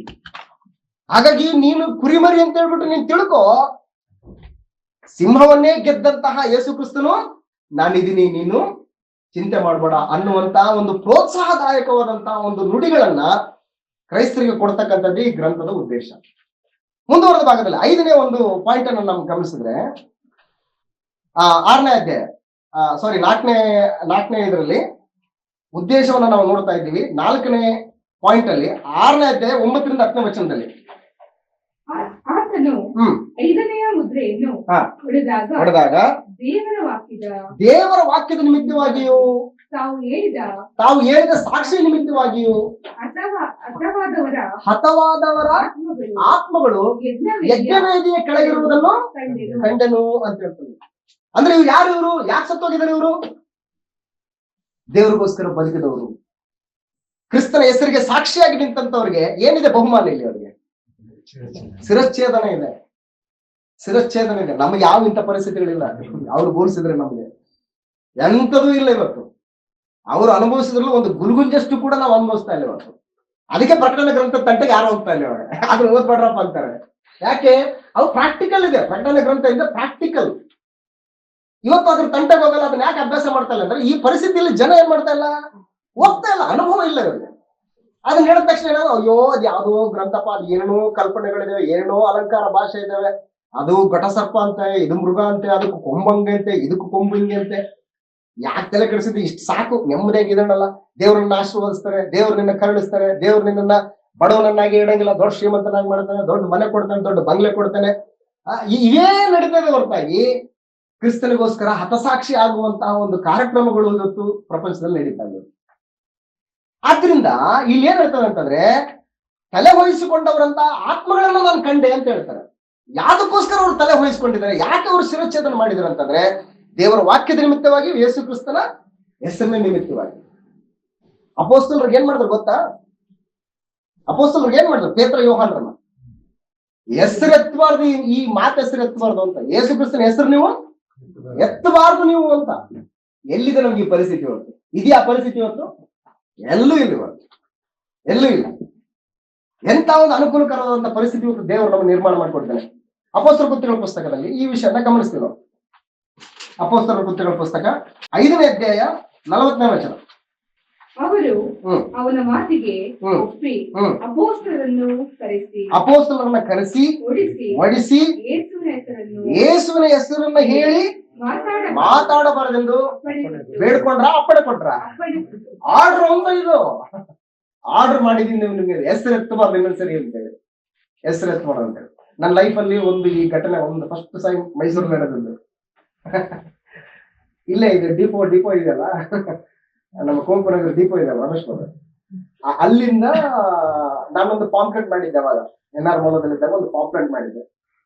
ಪಾಂಪ್ಲೆಟ್ ಅಲ್ಲಿ ಬರೆದ್ಬಿಟ್ಟು, ನಿತ್ಯ ಜೀವ ಬೇಕು ಅಂತಂದ್ರೆ ರಕ್ಷಕನನ್ನ ನೀವು ಅಂಗೀಕರಿಸ್ಕೊಳ್ಬೇಕು, ಮನುಷ್ಯ ಯಾರು, ಮನುಷ್ಯನು ಶಾಶ್ವತನು ಅನ್ನುವಂತ ಒಂದು ಚಿಕ್ಕದ ಪಾಂಪ್ಲೆಟ್ ಬರೆದು ಅಲ್ಲಿ CLS ಅಲ್ಲಿ ಇಟ್ಟಿದ್ದೀವಿ. CLS ಅಲ್ಲಿ ಇಟ್ಟಾಗ ಹಾಗೆ ಸರ್ಕ್ಯುಲೇಷನ್ ಅಲ್ಲೆಲ್ಲ ಮಾಡ್ತಾ ಇದ್ದ. ಅವಾಗ ಚೆನ್ನಾಗಿತ್ತು ವಾತಾವರಣ. ಅವಾಗ ಅಷ್ಟೊಂದೇನು ಇದ್ದಿದ್ದಿಲ್ಲ, ಎಲ್ಲ ಪಾಂಪ್ಲೆಟ್ ಎಲ್ಲ ಡಿಸ್ಟ್ರಿಬ್ಯೂಟ್ ಮಾಡೋದು. ಅದು ಯಾರಿಗೋ ಕೈಯಿಂದ ಹೋಗ್ಬಿಟ್ಟು ಇಲ್ಲಿ ಯಾರಿಗೋ ಕೈಗೆ ಬಂದ್ಬಿಟ್ಟಿದೆ. ಅವರು ರಾತ್ರಿ 9 ಗಂಟೆಗೆ ನನಗೆ ಕಾಲ್ ಮಾಡಿದ್ರು. ಯಾರು ಮಾತಾಡೋದು? ಸೈಮನ್ ಅಂತದ. ಹೌದು ಸರ್, ಸೈಮನ್ ಹೇಳಿ. ವಿಪರೀತವಾದಂತ ಅವಾಚ್ಯ ಪದಗಳು. ಮಗನೇ ನೀನು ಹುಟ್ಟಿಲ್ಲ ಅನ್ಸ್ಬಿಡ್ತೀನಿ, ಅದು ಮಾಡ್ತೀನಿ, ಇದು ಮತಾಂತರ ಮಾಡ್ತೀನಿ, ಹಂಗ್ ಮಾಡಿದ್ರೆ ನೀನ್ ಯಾರು ಹುಟ್ಟಿದ್ದು, ನಿಮ್ ತಂದೆ ಯಾರು, ನಿಮ್ ತಾಯಿ ಯಾರು, ಅದು ಇದು, ನೀನ್ ಬಾನಿ ನಿಲ್ಗೆ, ನೀನ್ ಇಲ್ಲಿ ನೋಡ್ತೀನಿ ನಾನು ನಿನಗೆ, ಇನ್ನೊಂದ್ಸರಿ ನಿನ್ನ ಹೆಸರು ಎತ್ತಬಾರದು, ನೀನ್ ಇದ್ರ ಪಾಂಪ್ಲೆಟ್ ಅಲ್ಲಿ ಸಿಗಬಾರ್ದು ಅಂದ್ರೆ ಇವೆಲ್ಲ ಫಸ್ಟ್ ಟೈಮ್ ನನಗೊಂದೊಂದು ಅನುಭವ. ಅದು ಸುಮ್ನೆ ಬಿಟ್ರೆ ಇವರೆಲ್ಲ ಆ ರೀತಿ ಅನುಭವಗಳು ಇವತ್ತು ಯಾರಿಗೆ ಆಗ್ತಾ ಇಲ್ಲ ಬಹಳ ಆಗಿ. ಇಲ್ಲಿ ಏನ್ ಹೇಳ್ತದೆ ಅಂತಂದ್ರೆ, ಅವನ ಮಾತಿಗೆ ಒಪ್ಪಿ, ಅಂದ್ರೆ ಗಮಲಿಯಲನ್ನು ಇಲ್ಲಿ ಹೇಳ್ತಕ್ಕಂಥ ಮಾತು, ಆ ಮಾತಿಗೆ ಇವ್ರು ಒಪ್ಪಿ ಅಪೊಸ್ತಲರನ್ನ ಕರೆಸ್ಬಿಟ್ಟು ಒಡಿಸಿ ಯೇಸುವಿನ ಹೆಸರು ಹೇಳಿ ನೀವು ಮಾತಾಡಬಾರ್ದು ಅಂತೇಳಿ ಅಪ್ಪಣೆ ಕೊಟ್ಟು ಅವರನ್ನ ಬಿಟ್ರು. 41ನೇ ವಚನದಲ್ಲಿ ಅವ್ರು ಏನ್ ಮಾಡ್ತಾ ಇದ್ದಾರೆ? ಅಪೊಸ್ತಲರು ತಾವು ಆ ಹೆಸರಿನ ನಿಮಿತ್ತವಾಗಿ ಅವಮಾನ ಪಡುವುದಕ್ಕೆ ಯೋಗ್ಯರೆನಿಸಿಕೊಂಡೇವೆ ಎಂದು ಸಂತೋಷಿಸುತ್ತಾ ಇರಿಸಬೆ ಎದುರಿನಿಂದ ಹೊರಟು ಹೋಗಿ ಪ್ರತಿದಿನ ಎಡಬಿಡದೆ ದೇವಾಲಯದಲ್ಲಿಯೂ ಮನೆಯಲ್ಲಿಯೂ ಉಪದೇಶ ಮಾಡ್ತಾ ಕ್ರಿಸ್ತನಾದ ಯೇಸುವಿನ ವಿಷಯವಾದ ಶುಭವರ್ತಮಾನವನ್ನ ಸಾರ್ತಾ ಇದ್ರಿ. ಬಿಟ್ರ ಇವರೆಲ್ಲ ಇಲ್ಲ. ಯಾಕೆಂತಂದ್ರೆ ನಮ್ಗೆ ಆ ಉನ್ನತವಾದಂತದ್ದಿದೆ, ಶಿರಚ್ಛೇದನ ಆಗ್ತದೆ, ಆಗ್ಲಿ ಬಿಡು, ಇದಕ್ಕಿಂತಲೂ ದೊಡ್ಡ ಮಹಿಮೆ ನಮಗೆ ಇದೆ ಇದೆ ಅಂತ. ಸೊ ಹಾಗಾಗಿ ಪ್ರಕಟಣೆ ಗ್ರಂಥ ಇದನ್ನು ಉದ್ದೇಶಿಸ್ತಾ ಇದೆ. ಶಿರಚ್ಛೇದನ ಆಗ್ತಾ ಇದೆ. ಯೇಸುವಿನ ಹೆಸರಿನ ನಿಮಿತ್ತವಾಗಿ ಅನೇಕರನ್ನು ಕೊಂದಾಗ್ತಾ ಇದ್ದಾರೆ. ಎಂತ ಪರಿಸ್ಥಿತಿ ಅಂತಂದ್ರೆ ರೋಮ ಸರ್ಕಾರದಲ್ಲಿ ಕ್ರೈಸ್ತರ ಪರಿಸ್ಥಿತಿ ಹೆಂಗೆ ಅಂತಂದ್ರೆ ಒಂದು ಘಟನೆ ಇದೆ, ಹೇಳ್ತೀನಿ ಅದನ್ನ. ಡೊಮಿಷನ್ ವಿಗ್ರಹ ಇಲ್ಲಿರ್ತದೆ. ರೋಮ ಚಕ್ರವರ್ತಿಯಾದಂತ ಡೊಮಿಷನ್ ವಿಗ್ರಹ. ಆ ವಿಗ್ರಹಕ್ಕೆ ಹೋಗಿ ನಾನು ನಮಸ್ಕಾರ ಮಾಡಿ ಈತನೇ ನಮ್ಮ ದೇವರು, ಈತನ ನಾನು ಇದ್ ಮಾಡ್ತೀನಿ ಅಂತ ಹೇಳಿ ನನ್ಗೆ ನಮಸ್ಕಾರ ಮಾಡಿದ್ರೆ ಅವ್ರೊಂದು ಸರ್ಟಿಫಿಕೇಟ್ ಕೊಡ್ತಾರೆ ನಮಗೆ. ಆ ಸರ್ಟಿಫಿಕೇಟ್ ತಗೊಂಡು ನೀವು ಅಂಗಡಿಲಿ ಏನಾದ್ರು ತಗೋಬೇಕಾದ್ರೆ ಸರ್ಟಿಫಿಕೇಟ್ ತೋರಿಸಿದ್ರೆ ನಿಮ್ಗೆ ಅಂಗಡಿಲಿ ಕ್ರಯ ವಿಕ್ರಯಗಳನ್ನ ಮಾಡೋದಕ್ಕೆ ನಿಮ್ಗೆ ಅವಕಾಶ ಕೊಡ್ತಾರೆ. ಸರ್ಟಿಫಿಕೇಟ್ ಇಲ್ಲ ಅಂತಂದ್ರೆ ನಿಮ್ಗೆ ಏನ್ ಮಾಡಲ್ಲ, ಸಾಮಾನುಗಳು ಕೊಡಲ್ಲ. ಸರ್ಟಿಫಿಕೇಟ್ ಇಲ್ಲ ಅಂದ್ರೆ ಅರ್ಥ ಏನು? ಸರ್ಟಿಫಿಕೇಟ್ ಇಲ್ಲ ಅಂತಂದ್ರೆ ನೀನ್ ಇದನ್ನ ದೇವ್ರ ಅಂತ ಹೇಳ್ಬಿಟ್ಟು ಏನ್ ಮಾಡ್ತಾ ಇಲ್ಲ, ಅಂಗೀಕರಿಸ್ತಾ ಇಲ್ಲ. ಆರಾಧನೆಗೆ ಪಾತ್ರನು ತಂದೆ ಆದ ದೇವರು, ಆತನ ಬಿಟ್ಟು ನಾನು ಯಾರನ್ನೂ ಆರಾಧನೆ ಮಾಡಲ್ಲ ಅನ್ನುವಂತ ಸಂದೇಶ ನೀನು ಏನ್ ಮಾಡ್ತಾ ಇದೀನಿ, ನಾನು ಕೇಳಿಸ್ತಿದ್ದೀನಿ. ಸರ್ಟಿಫಿಕೇಟ್ ಇತ್ತು ಅಂತಂದ್ರೆ ಈತನ ದೇವ್ರು ಅಂತ ನೀನ್ ಏನ್ ಮಾಡ್ತಾ ಇದ್ದಿ, ಅಂಗೀಕರಿಸ್ತಾ ಇದ್ದಿ. ಅಂಗೀಕರಿಸ್ಬಿಟ್ರೆ ನಿನ್ಗೆ ಆ ಸರ್ಟಿಫಿಕೇಟ್ ತೋರಿಸಿದ್ರೆ ಅಂಗಡಿಲಿ ನಿಮ್ಗೆ ಸಾಮಾನು ಸಿಗೋದು, ಸಾಮಾನು ತಗೊಂಡು ನೀನು ಅಡಿಗೆ ಮಾಡ್ಕೊಂಡು ಊಟ ಮಾಡ್ಬೋದು. ಇದು ಪರಿಸ್ಥಿತಿ ರೋಮ ಸರ್ಕಾರದಲ್ಲಿ. ಕ್ರೂರವಾದಂತ ಆಡಳಿತ ಇದು. ಕ್ರೂರವಾದ ಆಡಳಿತ ಯಾವ್ದಂತಂದ್ರೆ ರೋಮ ಸಾಮ್ರಾಜ್ಯ. ಇಂಥ ಸಾಮ್ರಾಜ್ಯದಲ್ಲಿ ಕ್ರೈಸ್ತರಿದ್ದಾರೆ. ಅವ್ರದ್ದು ಹೆಂಗಿರ್ಬೋದು ಪರಿಸ್ಥಿತಿ ಲೆಕ್ಕ ಆಗಿ. ಬೆಳಿಗ್ಗೆ ಗಂಡ ಮನೆಗಳಿಂದ ಹೊರಗೆ ಹೋಗಿದ್ದಾರೆ ದುಡ್ಕೊತೀನಿ, ಸಂಜೆ ಬರ್ತಾನ್ರಿ ಏನಾದ್ರು ತಂದ್ರೇನ್ರಿ, ಏನು ತಂದಿಲ್ಲ. ಮಕ್ಕಳು 7 ದಿನದಿಂದ ಹಸುಗಂಡಿದವ್ರಿ, ಏನಿಲ್ಲ ಊಟ. ಏನ್ ಮಾಡ್ಲಿ ನಾನೇನ್ ಮಾಡ್ಲಿ? ಡೊಮಿಷನ್ ನಾನು ಆರಾಧಿಸಿದ್ರೆ ಕೊಡ್ತೀನಿ ಅಂತಾರೆ. ನಾನು ಮಾಡ್ಲಾ ಅದನ್ನ? ನಾನು ಅದನ್ನ ಮಾಡ್ಲಾ? ಸತ್ರ ಸಾಯ ಕೂಡ. ಈ ಪರಿಸ್ಥಿತಿ ರೋಮ ಸರ್ಕಾರದಲ್ಲಿ, ಕ್ರೈಸ್ತರ ಪರಿಸ್ಥಿತಿ ಇದು. ಇಂಥ ಪರಿಸ್ಥಿತಿಯಲ್ಲಿ ಏನ್ ಹೇಳ್ತಾನೆ ಅಂತಂದ್ರೆ, ನೀವು ಅನುಭವಿಸುವಂತ ಶ್ರಮೆ, ಶಿರಚ್ಛೇದನ ಮುಂತಾದವುಗಳು ಅವುಗಳ ಹಿಂದೆ ಉಂಟಾಗ್ತಕ್ಕಂಥ ಮಹಿಮೆಗೆ ಈ ಶಿರಚ್ಛೇದನಗಳು, ಅವಮಾನಗಳು, ಹಿಂಸೆಗಳನ್ನ ಹೋಲ್ಸಕ್ಕೆ ಆಗಲ್ಲ ಕಣ್ರಿ ಅಂತೇಳಿ ಉದ್ದೇಶಿಸಿ ಬರೆಯುವಂತದ್ದು ಗ್ರಂಥ ಇದು ಪ್ರಕಟಣೆ ಗ್ರಂಥ. 20ನೇ ಅಧ್ಯಾಯ 4ರಿಂದ 6ನೇ ವಚನದಲ್ಲಿ ಪ್ರಕಟಣೆ ಗ್ರಂಥ 20ನೇ ಅಧ್ಯಾಯ, ಪ್ರಕಟಣೆ ಗ್ರಂಥ 20ನೇ ಅಧ್ಯಾಯ 4ರಿಂದ 6ನೇ ವಚನ. ತರುವಾಯ ಸಿಂಹಾಸನಗಳನ್ನು ಕಂಡನು, ಅವುಗಳ ಮೇಲೆ ಜನರು ಕೂತಿದ್ದರು, ನ್ಯಾಯ ತೀರಿಸುವ ಅಧಿಕಾರವರೆಗೂ ಕೊಡಲ್ಪಟ್ಟಿತ್ತು. ಇದಲ್ಲದೆ ಯೇಸುವಿನ ವಿಷಯವಾದ ಸಾಕ್ಷಿ ನಿಮಿತ್ತವಾಗಿಯೂ ದೇವರ ವಾಕ್ಯದ ನಿಮಿತ್ತವಾಗಿಯೂ ತಲೆ ಹೋಯಿಸಿಕೊಂಡವರ ಆತ್ಮಗಳನ್ನು ಮೃಗಕ್ಕೂ ಅದರ ವಿಗ್ರಹಕ್ಕೂ ನಮಸ್ಕರಿಸದೆ ತಮ್ಮ ಹಣೆಯ ಮೇಲೆ ಮತ್ತು ಕೈಯ ಮೇಲೆ ಗುರುತು ಹಾಕಿಸಿಕೊಳ್ಳದೆ ಇರುವವರನ್ನ, ಇದು ಪರಿಸ್ಥಿತಿ. ಇರುವವರನ್ನು ಕಂಡನು, ಅವರು ಜೀವಿತರಾಗಿ ಎದ್ದು ಅಂತ ಹೇಳ್ತಾನೆ. ಇದು ಮುಂದಕ್ಕೆ ಹೋಗೋಣ, ಈ ಪಾಠದಲ್ಲಿ ಬರುತ್ತೇವೆ. ಹಾಗಾಗಿ ಈ ಗ್ರಂಥದ ಉದ್ದೇಶ ಏನಂತಂದ್ರೆ, ನೀವು ಅನುಭವಿಸುವಂತ ಶ್ರಮೆ, ಶಿರಚ್ಛೇದನ, ಅವಮಾನ, ನಿಂದೆ, ಕಷ್ಟ, ಕಣ್ಣೀರು, ಹೊಟ್ಟೆಗೆ ಇಲ್ಲದೆ ಇರ್ತಕ್ಕಂಥದ್ದು, ಇವ್ಯಾವುಗಳ ಬಗ್ಗೆ ಚಿಂತೆ ಮಾಡಬೇಡಿ. ಇವೆಲ್ಲವುಗಳು ಗತಿಸಿ ಹೋದ ಮೇಲೆ ನಿಮಗೆ ಉನ್ನತವಾದಂತ ಒಂದು ಸ್ಥಿತಿ ಇದೆ.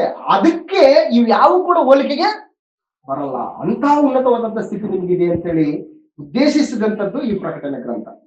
5ನೇ ಪಾಯಿಂಟ್ಗೆ ನೆಕ್ಸ್ಟ್, 5ನೇದಲ್ಲಿ ಅಂತಿಮ ಜಯ ನಿಮ್ಮದೇ. ಏನೇ ಹೋರಾಟ ಆಗಿರಲಿ, ಜಯ ಯಾರ್ದು? ನಿಮ್ದೇನೆ. ನಿಮ್ಮ ರಕ್ತವು ಪ್ರತಿದಂಡನೆಯನ್ನ ಮಾಡಿಯೇ ತೀರ್ತದೆ. ನೀವೇನು ಕ್ರಿಸ್ತ ನಿಮಿತ್ತವಾಗಿ ನಿಮ್ ರಕ್ತ ಸುರಿಸಿದಿರಲ್ಲ, ಆ ರಕ್ತ ಪ್ರತಿದಂಡನೆಯನ್ನ ಮಾಡೇ ಮಾಡ್ತದೆ.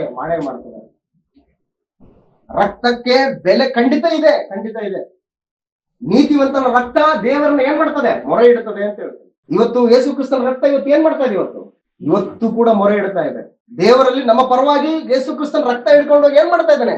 ಡ್ಯಾಡಿ, ಅವನಿಗೋಸ್ಕರ ರಕ್ತ ಸುರಿಸಿದ್ದೀನಿ. ಡ್ಯಾಡಿ ಏನ್ ನೋಡ್ತಾ ಇದ್ದಾನೆ? ನಮ್ಮನ್ನ ನೋಡಲ್ಲ. ಯಾರು ನೋಡ್ತಾನೆ? ಆ ರಕ್ತ ನೋಡ್ತಾನೆ. ನೀನ್ ಏನ್ ತಪ್ಪು ಮಾಡಿಲ್ಲ ಮಗನೇ, ಹೌದು ಅವ್ರಿಗೋಸ್ಕರ ನೀನು ಸುರಿಸಿದ್ದಿ, ನೀನ್ ಇದಕ್ಕೆ ನಾನು ಬೆಲೆ ಕೊಡ್ತೀನಿ ಅಂತ ಹೇಳಿ ದೇವರು ಕೂಡ ಏನ್ ಮಾಡ್ತಾನೆ? ಇವತ್ತು ರಕ್ತದ ವಿಷಯದಲ್ಲಿ ಆತನು ಗೌರವ ತೋರಿಸ್ತಾರೆ. ಹಾಗಾಗಿ ಪ್ರಕಟಣೆ ಗ್ರಂಥದ ಉದ್ದೇಶ ಏನಂದ್ರೆ, ಅಂತಿಮ ಜಯ ನಿಮ್ಮದೇ. 15ನೇ ಅಧ್ಯಾಯ 2ನೇ ವಚನದಲ್ಲಿ ಇದೆ. ಬೆಂಕಿ ಬೆರೆತ ಗಾಜಿನ ಸಮುದ್ರವೋ ಎಂಬಂತೆ ಏನೋ ಒಂದು ನನಗೆ ಕಾಣಿಸಿತ್ತು. ಆಗ ಮೃಗದ ವಿಗ್ರಹಕ್ಕೆ ನಮಸ್ಕರಿಸದೆಯೂ ಅದರ ಹೆಸರಿನ ಅಂಕೆಯನ್ನು ಮುದ್ರೆ ಹಾಕಿಸಿಕೊಳ್ಳಿದೆಯೂ ಅದರ ಮೇಲೆ ಜಯ ಹೊಂದಿದವರು ದೇವರ ಸೇವಾರ್ಥವಾದ ವೀಣೆಗಳನ್ನು ಕೈಯಲ್ಲಿ ಹಿಡಿದುಕೊಂಡು ಗಾಜಿನ ಸಮುದ್ರದ ಬಳಿಯಲ್ಲಿ ನಿಂತು ಏನ್ ಮಾಡ್ತಾ ಇದ್ರು? ಇವರು ಗಾನ ಮಾಡ್ತಾ ಇದ್ರು ದೇವರಿಗೆ ಅಂತ. ಯಾರು ಇವರು? ಅದಕ್ಕೆ ನಮಸ್ಕರಿಸದೆಯೂ, ಅದಕ್ಕೆ ಅಡ್ಡ ಬೀಳದೆಯೂ ಇರ್ತಕ್ಕಂಥವ್ರು ಏನ್ ಮಾಡ್ತಾ ಇದ್ರು ಅಂತಂದ್ರೆ ಜಯವನ್ನು ಹೊಂದುತ್ತಾ ಇದ್ದಾರೆ. ಹಾಗಾಗಿ ಅಂತಿಮ ಜಯ ನಿಮ್ದೆ. ಗ್ಯಾರಂಟಿ ಬರ್ಕೊಡ್ತೀನಿ ನಾನು, ಗ್ಯಾರಂಟಿ ನಿಮ್ದೇ ಜಯ. ಹಾಗಾಗಿ ನಿಮ್ಮ ರಕ್ತ ಪ್ರತಿದಂಡನೆಯನ್ನ ಮಾಡೇ ಮಾಡ್ತದೆ. ಅದೇ ಪ್ರಕಟಣೆ ಗ್ರಂಥ 6ನೇ ಅಧ್ಯಾಯ 9ನೇ ವಚನದಲ್ಲಿ ಈಗಾಗಲೇ ನಾವು ಓದಿದೀವಿ ಅದನ್ನ. ಏನಂತ ಹೇಳಿದ್ರೆ, ಯೇಸು ಕ್ರಿಸ್ತನ ಸಾಕ್ಷಿ ನಿಮಿತ್ತವಾಗಿಯೂ ದೇವರ ವಾಕ್ಯದ ನಿಮಿತ್ತವಾಗಿಯೂ ಹತವಾದವರ ಆತ್ಮಗಳನ್ನು ಯಜ್ಞವೇದಿಯ ಕೆಳಗಡೆ ಕಂಡೆನು. ಅವರು ನಾಥ ಸತ್ಯ ಸ್ವರೂಪಿ, ನಮ್ಮನ್ನು ಕೊಂದವರಿಗೋಸ್ಕರ ನೀನು ಎಷ್ಟು ದಿನದವರೆಗೆ ಹಿಂಗೆ ತಾಳ್ಮೆಯಿಂದ ಇರ್ತಿದ್ದಿ, ಬೇಗನ ಪ್ರತಿದಂಡನೆ ಮಾಡು ಅಂತ ಅವ್ರು ಏನ್ ಮಾಡ್ತಾ ಇದಾರೆ, ಕೂಗ್ತಾ ಇದ್ದಾರೆ. ಹಾಗಾಗಿ ನಿಮ್ ರಕ್ತಕ್ಕೆ ಬೆಲೆ ಖಂಡಿತ ಇದೆ, ಪ್ರತಿದಂಡನೆ ನಿಮ್ ರಕ್ತ ಮಾಡೇ ಮಾಡ್ತದೆ ಅಂತೇಳಿ ಭರವಸೆಲ್ಲ ಕೊಡ್ತಾ ಇದೆ. ನೆಕ್ಸ್ಟ್ 6ನೇ ಪಾಯಿಂಟ್, ನಿಮಗಾಗಿ ಮರಣ ಹೊಂದಿದ ಪ್ರಭುವು ಮರಣವನ್ನ ಗೆದ್ದು ಜೀವಂತನಾಗಿ ನಿಮ್ಮ ಸಂಕ್ಷೇಮಕ್ಕಾಗಿಯೇ ಲೋಕವನ್ನು ಏನ್ ಮಾಡ್ತಾ ಇದ್ದಾನೆ, ಪರಿಪಾಲಿಸ್ತಾ ಇದ್ದಾನೆ. ಧೃತಿಗೆಡಬೇಡಿ. ಆತನು ನಿಮ್ಮ ಹಾಗೆ ಏನಾಗಿದ್ದ, ಹಿಂಸೆಗೆ ಗುರಿಯಾದ. ಆತನು ಕೂಡ ತನ್ನ ಪ್ರಾಣವನ್ನ ನಿಮಗಳಿಗೋಸ್ಕರ ತ್ಯಾಗ ಮಾಡಿದ್ರ. ಆದ್ರೆ ದೇವರು ಮಾತ್ರ ಆತನ ಸತ್ತವರೊಳಗಿಂದ ಎಬ್ಬಿಸಿ ಇವತ್ತು ಏನ್ ಮಾಡ್ತಾ ಇದ್ದಾನೆ ಅಂದ್ರೆ, ಉನ್ನತವಾದಂತಹ ಸಿಂಹಾಸನದಲ್ಲಿ ಆತನನ್ನು ಕೂಡಿಸಿ ಇಡೀ ಲೋಕವನ್ನು ಪರಿಪಾಲನೆ ಮಾಡೋದಕ್ಕೆ ಸರ್ವಾಧಿಕಾರವನ್ನ ದೇವರು ಆತನಿಗೆ ವಹಿಸಿಕೊಟ್ಟಿದ್ದಾನೆ. ಹಾಗಾಗಿ ನೀವು ಧೃತಿಗೆಡಬೇಡಿ, ನಿಮ್ ಪ್ರಭು ನಿಮ್ಗೋಸ್ಕರ ಇದ್ದಾನೆ. 5ನೇ ಅಧ್ಯಾಯ 7-8ನೇ ವಚನದಲ್ಲಿ ಈ ವಿಷಯವನ್ನು ನಾವು ಗಮನಿಸ್ತೀವಿ. ಪ್ರಕಟಣೆ ಗ್ರಂಥ 5ನೇ ಅಧ್ಯಾಯ 7-8ನೇ ವಚನದಲ್ಲಿ, ಈತನು ಮುಂದೆ ಬಂದು ಸಿಂಹಾಸನದ ಮೇಲೆ ಕೂತಿದ್ದ ಆತನ ಬಲಗೈಯೊಳಗಿಂದ ಆ ಸುರುಳಿಯನ್ನು ತೆಗೆದುಕೊಂಡಾಗ ಆ 4 ಜೀವಿಗಳು 24 ಮಂದಿ ಹಿರಿಯರು ಯಜ್ಞದ ಕುರಿಯಾದ ಆತನ ಪಾದಕ್ಕೆ ಬಿದ್ದರು ಅಂತ ಹೇಳ್ತಾನೆ. ಹಾಗಾಗಿ ಸಿಂಹಾಸನದ ಮೇಲೆ ಕೂತ್ಕೊಂಡಿದ್ದಾನೆ ಆತನ ಮುಂದೆ ಬಿದ್ದಿದ್ದಾರೆ ದೂತರೆಲ್ಲರೂ ಪಾದಗಳ ಬಳಿ. ಹಾಗಾಗಿ ಧೃತಿಗೆಡಬೇಡಿ, ನಿಮ್ಮ ಕ್ಷೇಮಕ್ಕೋಸ್ಕರ ಆತನ ಇವತ್ತು ಪರಿಪಾಲನೆ ಮಾಡ್ತಾ ಇದ್ದಾನೆ, ಲೋಕವನ್ನು ಪರಿಪಾಲನೆ ಮಾಡ್ತಾ ಇದ್ದಾನೆ. ಇದರಿಂದ ನೀವು ಆದರಣೆನ ತಗೊಳ್ಳಿ ಅಂತ ಹೇಳ್ತಾನೆ. ಇನ್ನು 7ನೇ ಪಾಯಿಂಟ್ ಅಲ್ಲಿ, ನೀವುಗಳು ಈ ಪರಿಸ್ಥಿತಿಗಳಲ್ಲಿ ಜಯವನ್ನು ಹೊಂದಿದ ನಂತರ ತನ್ನೊಂದಿಗೆ ಆನಂದಿಸುವ ಹಾಗೆ ನಿಮ್ಮನ್ನ ಆಹ್ವಾನಿಸ್ತಾನೆ. ನೀವು ಈ ಶೋಧನೆಗಳಲ್ಲಿ ಜಯ ಹೊಂದಬೇಕು. ಜಯ ಹೊಂದಿದಾಗ ತನ್ನ ಒಂದು ಆನಂದದಲ್ಲಿ ನೀವು ಪಾಲ್ಗಾರರಾಗಿ ಬನ್ನಿ ಅಂತ ಏನ್ ಮಾಡ್ತಾನೆ, ಅವಾಗ ನಿಮ್ಮನ್ನ ಕರೀತಾನೆ. ಅದನ್ನ 21ನೇ ಅಧ್ಯಾಯ 27ನೇ ವಚನದಲ್ಲಿ ನಾವು ಗಮನಿಸ್ತೀವಿ. ಯಜ್ಞದ ಕುರಿಯಾದ ಆತನ ವಿವಾಹಕ್ಕೆ ಬನ್ನಿ ಅಂತ ಹೇಳ್ತಾನೆ. ಔತಣಕೂಟ. ಪ್ರಕಟಣೆ ಗ್ರಂಥ 21ನೇ ಅಧ್ಯಾಯ 22ನೇ ಅಧ್ಯಾಯ ಇವೆರಡು ಅಧ್ಯಾಯನೇ ನೀವು ಮನೇಲಿ ಓದ್ಕೊಳ್ಳಿ. ಅಲ್ಲಿ ಬಹಳ ವಿಶೇಷವಾದಂತ ಸಂಗತಿಯನ್ನ ನಾವು ಕಾಣ್ತೀವಿ. ಹಾಗಾಗಿ ಇವೆಲ್ಲ ಗ್ರಂಥದ ಉದ್ದೇಶ ಏನಪ್ಪಾ ಅಂತಂದ್ರೆ, ಇದು ದುಷ್ಟಶಕ್ತಿಗಳಿಗೆ ವಿರೋಧವಾಗಿ ನಡೀತಕ್ಕಂಥ ಹೋರಾಟ. ಇದರಲ್ಲಿ ನೀವು ನಂಬಿಕೆಯಿಂದಿರ್ರಿ, ಎಚ್ಚರವಾಗಿರ್ರಿ. ನೀವು ನಷ್ಟವನ್ನು ಅನುಭವಿಸುವಂಥದ್ದು ಏನೂ ಇಲ್ಲ, ದೇವರು ನಿಮ್ ಜೊತೆಗಿದ್ದಾನೆ ಅಂತೇಳಿ ಆಧರಿಸುವಂಥದ್ದು, ಉತ್ತೇಜಿಸುವಂಥದ್ದು, ಪ್ರೋತ್ಸಾಹಿಸುವಂಥದ್ದು ಈ ಗ್ರಂಥದ ಒಂದು ಉದ್ದೇಶ. ಹಾಗಾಗಿ 1ನೇ ಅಧ್ಯಾಯದಲ್ಲಿ ಏನಿದೆ, ನಾನು 1ನೇ ಅಧ್ಯಾಯದಿಂದ 22ನೇ ಅಧ್ಯಾಯ ಎಲ್ಲನೂ ಡೀಟೇಲ್ ಆಗಿ ಹೇಳಕ್ ಹೋಗ್ತಾ ಇಲ್ಲ. ಯಾಕಂದ್ರೆ ನನಗೆ 20ನೇ ಅಧ್ಯಾಯಕ್ಕೆ ಕನೆಕ್ಟ್ ಆಗ್ಬೇಕಂತಂದ್ರೆ ಕೆಲವು ಅಧ್ಯಾಯಗಳು ಕನೆಕ್ಟ್ ಆಗ್ಬೇಕಂತ, ಸುಮ್ಮನೆ 20 ಅಧ್ಯಾಯಕ್ಕೆ ಹೋದ್ರೆ ಕನೆಕ್ಟ್ ಆಗಲ್ಲ. ಹಾಗಾಗಿ 1ನೇ ಅಧ್ಯಾಯದಲ್ಲಿ ಏನಿದೆ ಅಂತೇಳಿ ನಾವು ಗಮನಿಸಿದ್ರೆ ಇದು ಉದ್ದೇಶ ಆಯ್ತು. ಪ್ರಕಟಣೆ ಗ್ರಂಥದ ಉದ್ದೇಶ 1ರಿಂದ 8 ಪಾಯಿಂಟ್ಗಳಿದಾವೆ. ಉದ್ದೇಶ, ಪರ್ಪಸ್. ಓಕೆ, ನೆಕ್ಸ್ಟ್ 1ನೇ ಅಧ್ಯಾಯದಲ್ಲಿ ಏನಿದೆ ಅಂತಂದ್ರೆ, ಪ್ರಕಟಣೆ ಎಂಬ ಈ ಗ್ರಂಥದ ಅವಶ್ಯಕತೆ ಹೇಗೆ ಏರ್ಪಟ್ಟಿತ್ತು, ಇದನ್ನು ಬರೆಯೋದಕ್ಕೆ ಏನ್ ಕಾರಣ ಆಯ್ತು, ಯಾತಕ್ಕೋಸ್ಕರ ಬರೆಯಲ್ಪಟ್ಟಿತ್ತು ಅಂತ ಅನ್ನೋದಕ್ಕೆ ಕೇಳುಗರಿಗೆ ಈ ಗ್ರಂಥವನ್ನು ಪರಿಚಯಿಸುತ್ತಿರುವಂತ ಅಪೋಸ್ತಲನಾದ ಯೋಹಾನನು ಇದನ್ನು ಹೇಗೆ ರೂಪಿಸಿದ್ದಾನೆ ಎಂಬುವಂಥದ್ದನ್ನು ಸೂಚಿಸ್ತದೆ 1ನೇ ಅಧ್ಯಾಯದಲ್ಲಿ. ಯಾಕೆ ಇದು ಬರೆಯಲ್ಪಟ್ಟಿತು ಅಂತೇಳಿ ಎಲ್ಲಿ ನಾವು ಕಾಣ್ತೀವಿ ಅಂತಂದ್ರೆ 1ನೇ ಅಧ್ಯಾಯದಲ್ಲಿ ಕಾಣ್ತೀವಿ. 1ನೇ ಅಧ್ಯಾಯದಲ್ಲಿ ಏನ್ ಮಾಡ್ತೀವಿ, ಯಾಕೆ ಇದು ಬರೆಯಲ್ಪಟ್ಟಿತು, ವರ್ತಮಾನ ಭೂತ ಭವಿಷ್ಯತ್ ಕಾಲಗಳಲ್ಲಿರುವ ಆತನು ಏನ್ ಮಾಡ್ತಾ ಇದ್ದಾನೆ, ತನ್ನ ಸಭೆಗಳ ಮಧ್ಯದಲ್ಲಿ ಏನ್ ಮಾಡ್ತಾ ಇದ್ದಾನೆ, ಆತನು ತಿರುಗಾಡ್ತಾ ಇದ್ದಾನೆ. ಯೇಸು ಕ್ರಿಸ್ತನು ತಿರುಗಾಡ್ತಾ ಇದ್ದಾನೆ. ತಿರುಗಾಡಿ ತನ್ನ ಒಂದು ಪ್ರತ್ಯಕ್ಷತೆನ ಆತನು ತೋರ್ಪಡಿಸ್ತಾ ಇದ್ದಾನೆ. ಇದುವರೆಗೂ ಯೋಹಾನ ಯೇಸು ಕ್ರಿಸ್ತನ ಹೆಂಗ್ ನೋಡಿದ್ದ, ನಾರ್ಮಲ್ ಮನುಷ್ಯನ ರೂಪದಲ್ಲಿ ನೋಡಿದ್ದ. ಬಟ್ ಈಗಿನ ರೂಪ ಹೆಂಗಿದೆ ಅಂತಂದ್ರೆ ಭಯಂಕರವಾದಂತ ರೂಪ. ಆತನ ನೋಡಕ್ಕೆ ಆಗ್ತಾ ಇಲ್ಲ. ಆತನ ಬಿದ್ದು ಸತ್ತವನ ಹಾಗೆ ಬಿದ್ದು ಬಿಟ್ಟೆ ಅಂತ ಹೇಳ್ತಾನೆ. ಇದು ಆತನ ಸ್ಥಿತಿ. ಅಂದ್ರೆ ನಾನಿದ್ದೀನಿ ನಿಮ್ಗೋಸ್ಕರ, ನಾನ್ ಸಾಮಾನ್ಯ ಅಲ್ಲ, ಇವಾಗ ನನ್ನ ಉನ್ನತವಾದ ಸ್ಥಿತಿಯಲ್ಲಿ ಇದೀನಿ ಅಂತೇಳಿ ಕ್ರಿಸ್ತನು ತನ್ನನ್ನ ನಂಬುವಂತವರಿಗೆ, ತನ್ನ ಸಭೆಗೆ ತನ್ನನ್ನು ತಾನು ಪರಿಚಯ ಮಾಡಿಕೊಳ್ತಾ ಇದ್ದ. ಹಾಗಾಗಿ ಇದರ ಒಂದು ರೂಪ ಚಿತ್ರಣವನ್ನ ಗ್ರಂಥ ಇವತ್ತು ಯೋಹಾನನ ಮೂಲಕವಾಗಿ ನಮಗೆ ತಿಳಿಸ್ತಾ ಇದೆ. ಇಷ್ಟಕ್ಕೂ ಈ ಸಂದೇಶ ಎಲ್ಲಿಂದ ಯಾರಿಗೆ ಯಾರ ಮೂಲಕ ಕೊಡಲ್ಪಟ್ಟಿದೆಯೋ ಎಂಬ ಮುಂತಾದ ಸಂಗತಿಗಳನ್ನು ಇದರಲ್ಲಿ ಪರಿಚಯಿಸಲಾಗಿದೆ. ಅಂದ್ರೆ 1ನೇ ಅಧ್ಯಾಯದಲ್ಲಿ ಪರಿಚಯಿಸಲಾಗಿದೆ. ಇದು 1ನೇ ಅಧ್ಯಾಯ. ನೆಕ್ಸ್ಟ್ 17 ಮತ್ತು 18ನೇ ಅಧ್ಯಾಯಗಳು. ಈಗ ನಮ್ಮ ಟಾಪಿಕ್ ಬರ್ತಾ ಇದ್ದೀವಿ ನಾವು, ಮೇನ್ ನಮ್ಮ 20ನೇ ಅಧ್ಯಾಯಕ್ಕೆ ವ್ಯಾಖ್ಯಾನಕ್ಕೆ ಬರ್ತಾ ಇದ್ದೀವಿ. ನೆಕ್ಸ್ಟ್ ಪೇಜ್ ಅಲ್ಲಿ, ಪೇಜ್ ನಂಬರ್ 2, 17 ಮತ್ತು 18ನೇ ಅಧ್ಯಾಯಗಳು ಏನ್ ತೋರಿಸ್ತಾರೆ ಅಂತಂದ್ರೆ, ಸಭೆಗೆ ವಿರೋಧವಾಗಿ ಉಪಯೋಗಿಸಲ್ಪಟ್ಟಂತಹ ರೋಮ್ ಪತನವು ವರ್ಣಿಸಲ್ಪಟ್ಟಿದೆ ಅಂತ ಹೇಳ್ತಾರೆ. 17ನೇ ಮತ್ತೆ 18ನೇ ಅಧ್ಯಾಯದಲ್ಲಿ ಸಭೆಗೆ ವಿರೋಧವಾಗಿ ಉಪಯೋಗಿಸಲ್ಪಟ್ಟಂತ ರೋಮನ ಒಂದು ಪತನ, ರೋಮ್ ಯಾವ ರೀತಿ ಪತನಗೊಳ್ತು ಅನ್ನುವಂಥದ್ದನ್ನ ವರ್ಣಿಸಲ್ಪಟ್ಟಿದೆ.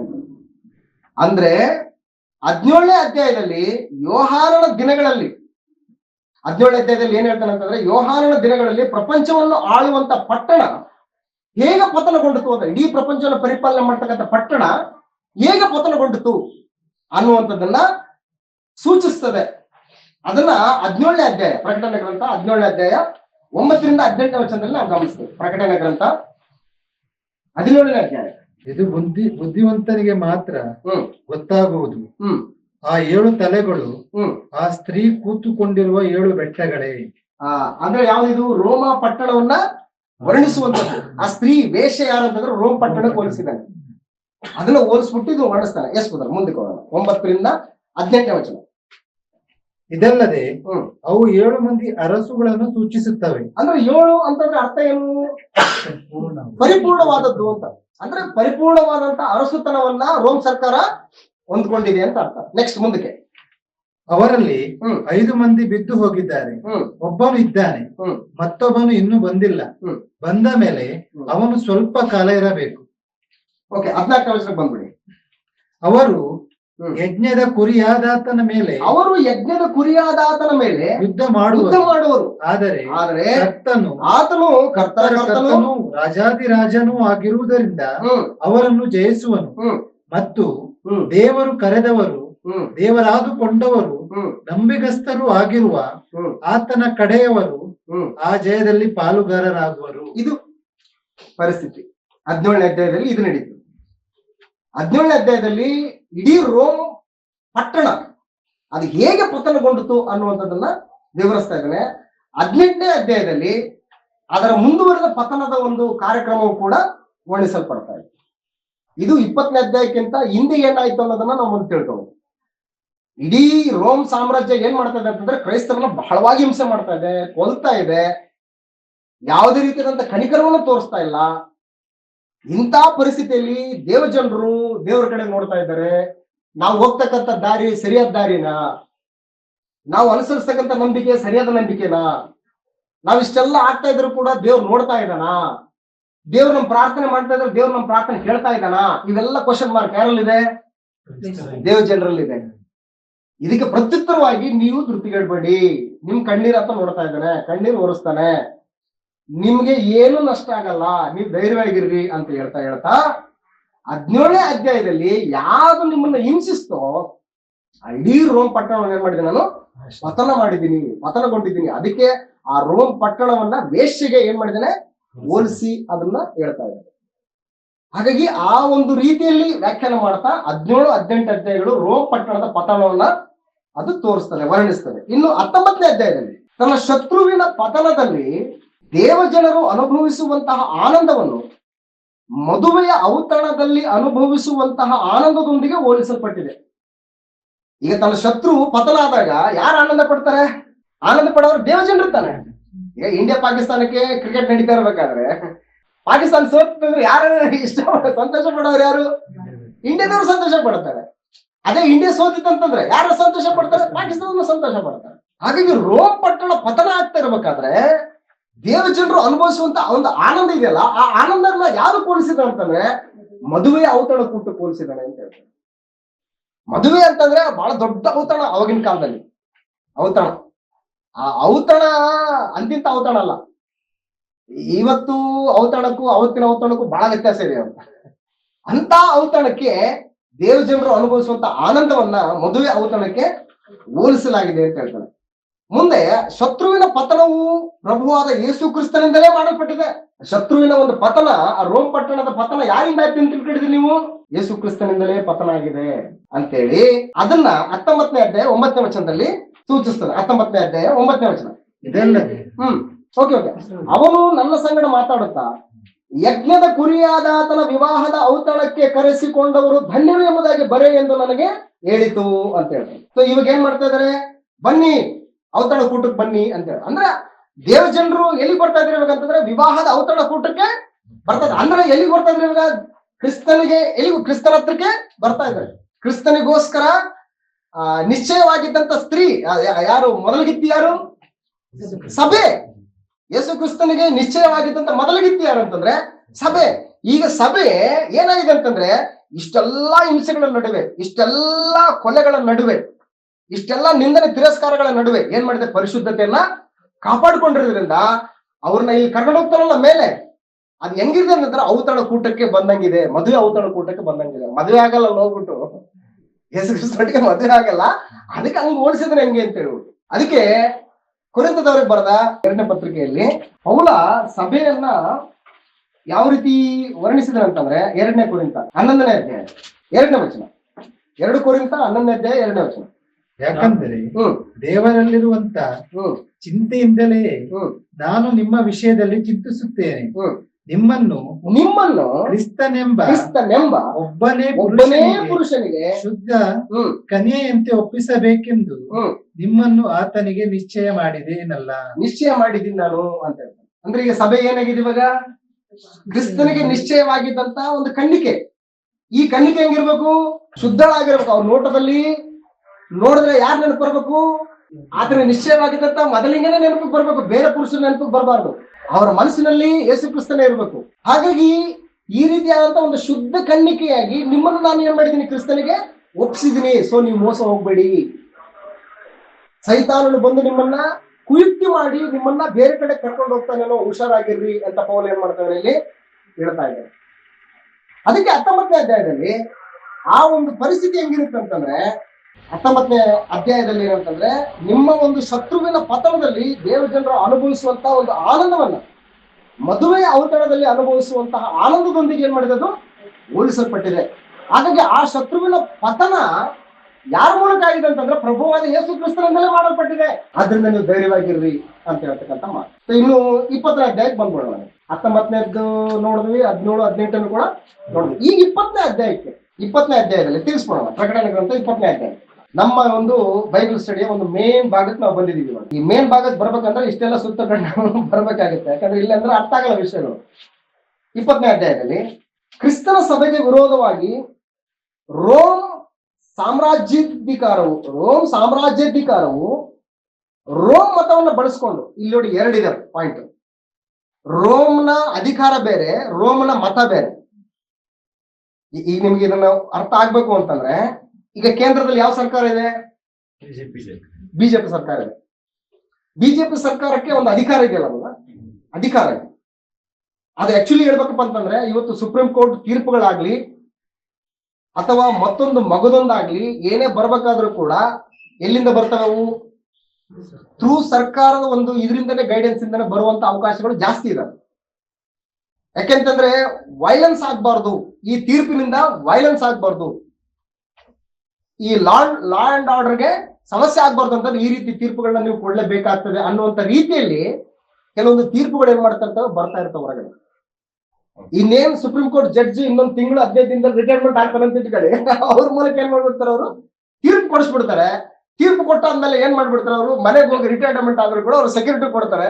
ಸ್ವಲ್ಪ ಜನಮಾನಸದೆಲ್ಲ ಹೋದ್ಮೇಲೆ ಅವ್ರು ಏನಾಗ್ತಾರೆ, ಮತ್ತೆ ಫ್ರೀ ಆಗ್ತಾರೆ. ಅವ್ರು ಮತ್ತೆ ಹೋಗಿ ರಾಜ್ಯಪಾಲರನ್ನು ಅವ್ರನ್ನ ಇವ್ರನ್ನ ಮಾಡಿ ಅವ್ರು ಮಾಡ್ತಾರೆ.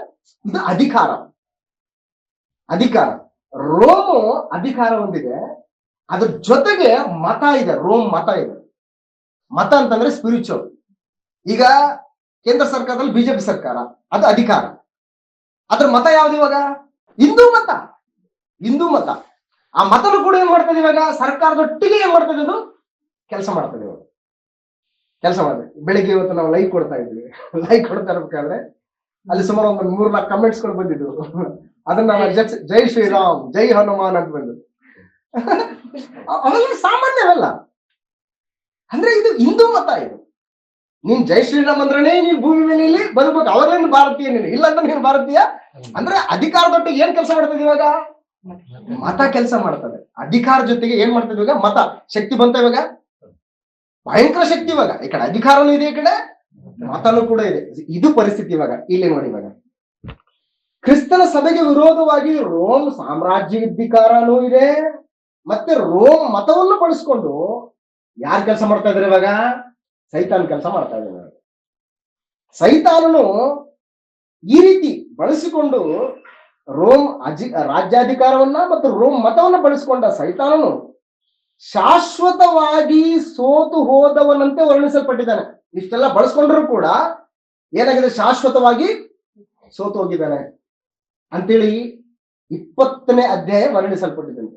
ಅದ್ ಹೆಂಗೆ ಅಂತ ಹೇಳ್ಬಿಟ್ಟು ಮುಂದಕ್ಕೆ ಹೋಗೋಣ. ತಮ್ಮ ಕ್ರಿಯೆಗಳ ಮೂಲಕ ಹತಸಾಕ್ಷಿಗಳಾದ ದೇವಜನರು ಪುನರುತ್ಥಾನ ಹೊಂದಿದರೆಂಬ ಭಾವದೊಂದಿಗೆ ಅವರ ವಿಜಯವು ಸೈತಾನನ ಮೇಲೆ ಸ್ಥಾಪಿಸಲ್ಪಟ್ಟಿದೆ. ಅವರು ಕೇವಲ ಪುನರುತ್ಥಾನ ಹೊಂದಿದವರು ಮಾತ್ರವಲ್ಲದೆ ಅವರ ವಿಜಯವು ಶಾಶ್ವತ ಎಂದು ಹೇಳಲು ಪ್ರಾಯಶಃ ಅವರು ಸಿಂಹಾಸನಗಳ ಮೇಲೆ ಆಸೀನರಾಗಿ 1000 ವರ್ಷಗಳು ರಾಜ್ಯಪಾಲನೆ ಮಾಡಿದವರಂತೆ ಸೂಚಿಸಲ್ಪಟ್ಟಿದೆ ಅಂತ ಹೇಳ್ತಾರೆ. ಅರ್ಥ ಆಯ್ತಾ? ಇಂಥ ಒಂದು ಬಲಿಷ್ಠವಾದಂತ ರಾಜ್ಯಾಧಿಕಾರ ಇದೆ, ಮತನೂ ಕೂಡ ಇದೆ. ಈ ರಾಜ್ಯಾಧಿಕಾರವನ್ನ ಮತವನ್ನ ಬಳಸಿಕೊಂಡಂತ ಸೈತಾನನ ಒಂದು ಉನ್ನತವಾದಂತ ಒಂದು ಅಧಿಕಾರವನ್ನ ಯಾರು ಲಯ ಮಾಡಿದ್ದಾರೆ?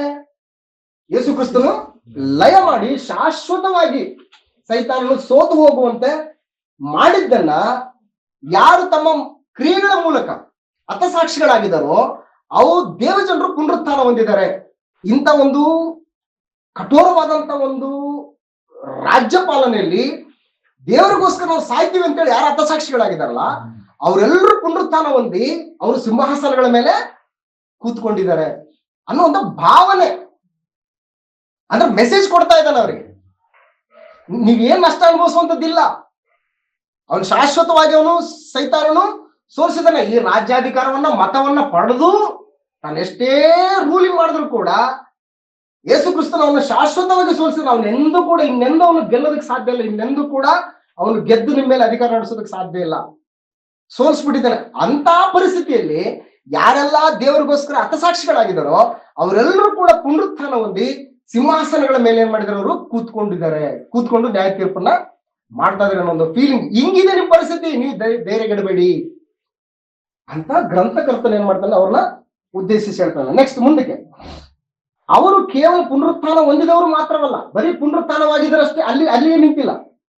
ಅವರ ವಿಜಯವು ಶಾಶ್ವತ ಎಂದು ಹೇಳಲು, ಅಂದ್ರೆ ಅವರು ಅನುಭವಿಸಿದಂತ ವಿಜಯ ಅದು ಶಾಶ್ವತವಾದಂತ ವಿಜಯ, ಅದು ತಾತ್ಕಾಲಿಕ ವಿಜಯ ಅಲ್ಲ, ಶಾಶ್ವತವಾದ ವಿಜಯ ಅಂತೇಳಿ ಸೂಚಿಸೋದಕ್ಕೋಸ್ಕರನೇ ಅವರು ಸಿಂಹಾಸನಗಳ ಮೇಲೆ ಆಸೀನರಾಗಿ 1000 ವರ್ಷಗಳ ರಾಜ್ಯಪಾಲನೆ ಮಾಡಿದ್ರಂತೆ ಸೂಚಿಸಲ್ಪಟ್ಟಿದ್ದಾರೆ ಅಂತ ಹೇಳ್ತಾರೆ. ಮುಂದೆ ಭಾಗದಲ್ಲಿ ದೇವರ ಪರಿಶುದ್ಧ ಪ್ರಜೆಗಳಿಗೂ ರೋಮ್ ರಾಜ್ಯಾಧಿಕಾರವನ್ನು ಆಧಾರ ಮಾಡಿಕೊಂಡು ಸೈತಾನನನ್ನು ಸೇವಿಸಿದಂತಹ ಜನಗಳಿಗೂ ನಡುವಿನ ವ್ಯತ್ಯಾಸವನ್ನು ಸೂಚಿಸ್ತಾ ಇದ್ದಿದ್ದು ಅಂತ ಹೇಳ್ತಾರೆ.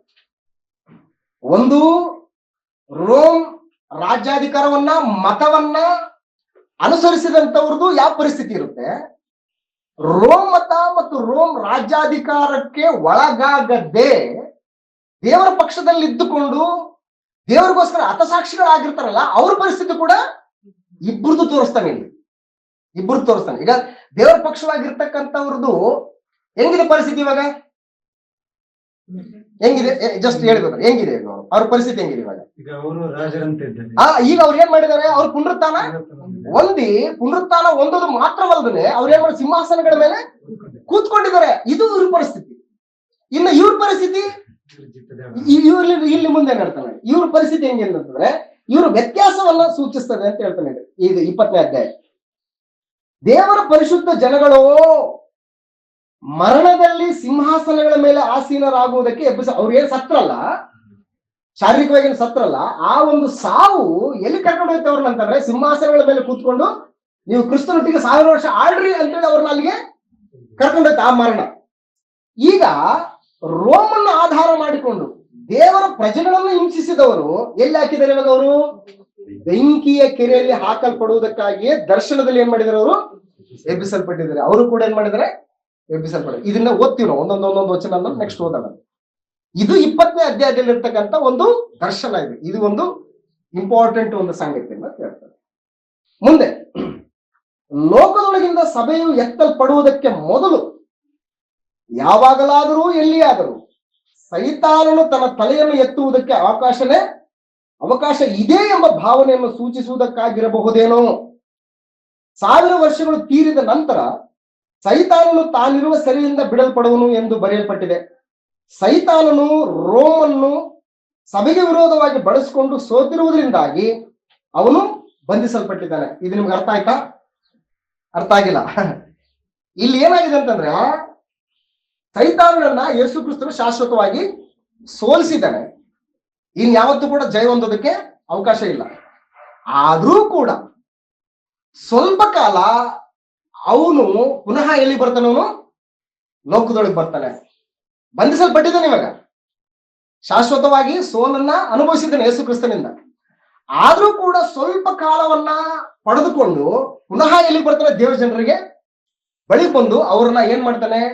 ಮೋಸಗೊಳಿಸುವುದಕ್ಕೆ, ಅವ್ರನ್ನ ಪುನಃ ತನ್ನ ಒಂದು ತೆಕ್ಕೆಯಲ್ಲಿ ಬಂಧಿಸುವುದಕ್ಕೋಸ್ಕರ ಅವನು ಬರ್ತಾ ಇದ್ದಾನೆ. ಆಗ ನೀನ್ ಹೇಗ್ ಬದುಕಬೇಕು? ಅದು ಸ್ವಲ್ಪ ಕಾಲ ಮಾತ್ರ. ಅದಾದ ಮೇಲೆ ಅವನು ಶಾಶ್ವತವಾಗಿ ಹೇಗ್ ಬಂಧಿಸಲ್ಪಡ್ತಾನೆ ಅನ್ನೋ ವಿಷಯ ಈ 20ನೇ ಅಧ್ಯಾಯ ಒಳಗೊಂಡೆ. ಅದ್ರ ಡೀಟೇಲ್ ಆಗಿ ಓದೋಣ ಅಂತೆ ಒಂದೊಂದು ವಚನನ. ಸೊ ಜಸ್ಟ್ ಇದು ಮುಂದೆ ಒಂದು ಸಾರಾಂಶ ಇಷ್ಟಿದೆ 20ನೇ ಅಧ್ಯಾಯದಲ್ಲಿ ಹಿಂಗಿದೆ ಅಂತ ಹೇಳಿ. ಇದನ್ನ ಜಸ್ಟ್ ಎಕ್ಸ್ಪ್ಲೇನ್ ಮಾಡ್ತೀನಿ. ನೀವು ಮನೇಲಿ ಹೋಗ್ಬಿಟ್ಟು ಇದನ್ನ ಇಟ್ಕೊಂಡು ಇನ್ನೊಂದ್ಸರಿ ನೀವು ಓದಿ, ಅವಾಗ ನಿಮಗೆ ಈಸಿಯಾಗಿ ಅರ್ಥ ಆಗುತ್ತೆ. ನೆಕ್ಸ್ಟ್ ಇವಾಗ 20ನೇ ಅಧ್ಯಾಯಕ್ಕೆ ಬರಬೇಕಾದ್ರೆ ಇದರಲ್ಲಿ 1ನೇ ಅಧ್ಯಾಯ 1ನೇ ಅಧ್ಯಾಯ 20ನೇ ಅಧ್ಯಾಯ 1, 2, 3ನೇ ವಚನದಲ್ಲಿ ಏನಿದೆ ಅನ್ನೋದನ್ನ ಒಂದ್ಸರಿ ಗಮನಿಸೋಣ. 1ರಿಂದ 3ನೇ ವಚನ ಏನಿದೆ ಅಂತಂದ್ರೆ 1ರಿಂದ 3ನೇ ವಚನ, ಸೈತಾನನು 1000 ವರ್ಷಗಳು ಬಂಧಿಸಲ್ಪಡ್ತಾನೆ. 1ರಿಂದ 3ನೇ ವಚನದಲ್ಲಿ ಇದಿದೆ ಹೆಡ್ಡಿಂಗ್. 2ನೇದು ಹತಸಾಕ್ಷಿಗಳು 1000 ವರ್ಷಗಳು ಆಳ್ವಿಕೆ ಮಾಡ್ತಾರೆ. ಯಾರ್ಯಾರು ದೇವರಿಗೋಸ್ಕರ ಕ್ರಿಸ್ತನ ವಾಕ್ಯಕ್ಕೋಸ್ಕರ ಹತರಾಗಿದ್ದಾರೋ, ಹತಸಾಕ್ಷಿಗಳಾಗಿದ್ದಾರೋ ಅವರು 1000 ವರ್ಷಗಳ ಕಾಲ ಕ್ರಿಸ್ತನೊಂದಿಗೆ ಆಳ್ವಿಕೆಯನ್ನ ಮಾಡ್ತಾರೆ. ನೆಕ್ಸ್ಟ್ 3ನೇದು ಏನಂತಂದ್ರೆ 7ರಿಂದ 9ನೇ ವಚನದಲ್ಲಿ 7ರಿಂದ 9ನೇ ವಚನದಲ್ಲಿ ಸೈತಾನನು ಬಂಧನದಿಂದ ಬಿಡಿಸಲ್ಪಡ್ತಾನೆ. ಮತ್ತೆ ಅದೇನಂತ ಡೀಟೇಲ್ ತಿಳ್ಕೊಳ್ಳೋಣ. ಬಿಡಿಸಲ್ಪಡ್ತಾನೆ 7ರಿಂದ 9ನೇ ವಚನ. ಅಂತಿಮವಾಗಿ ಸೈತಾನನು ಬೆಂಕಿ ಗಂಧಕಗೊಳಿರುವ ಕೆರೆಯಲ್ಲಿ ಹಾಕಲ್ಪಡ್ತಾನೆ 2ರಿಂದ 20ನೇ ಅಧ್ಯಾಯ 10ನೇ ವಚನದಲ್ಲಿ. ಸೊ 11ರಿಂದ 15ನೇ ವಚನ ಇದು ಪ್ರತಿಯೊಬ್ಬರಿಗೂ ಕೂಡ ತೀರ್ಪು ಇದೆ, ಕಡೆಯ ತೀರ್ಪು. ಈ ತೀರ್ಪು ಇದು 20ನೇ ಅಧ್ಯಾಯದಲ್ಲಿ ಇರ್ತಕ್ಕಂಥ ಒಂದು ಸಾರಾಂಶ.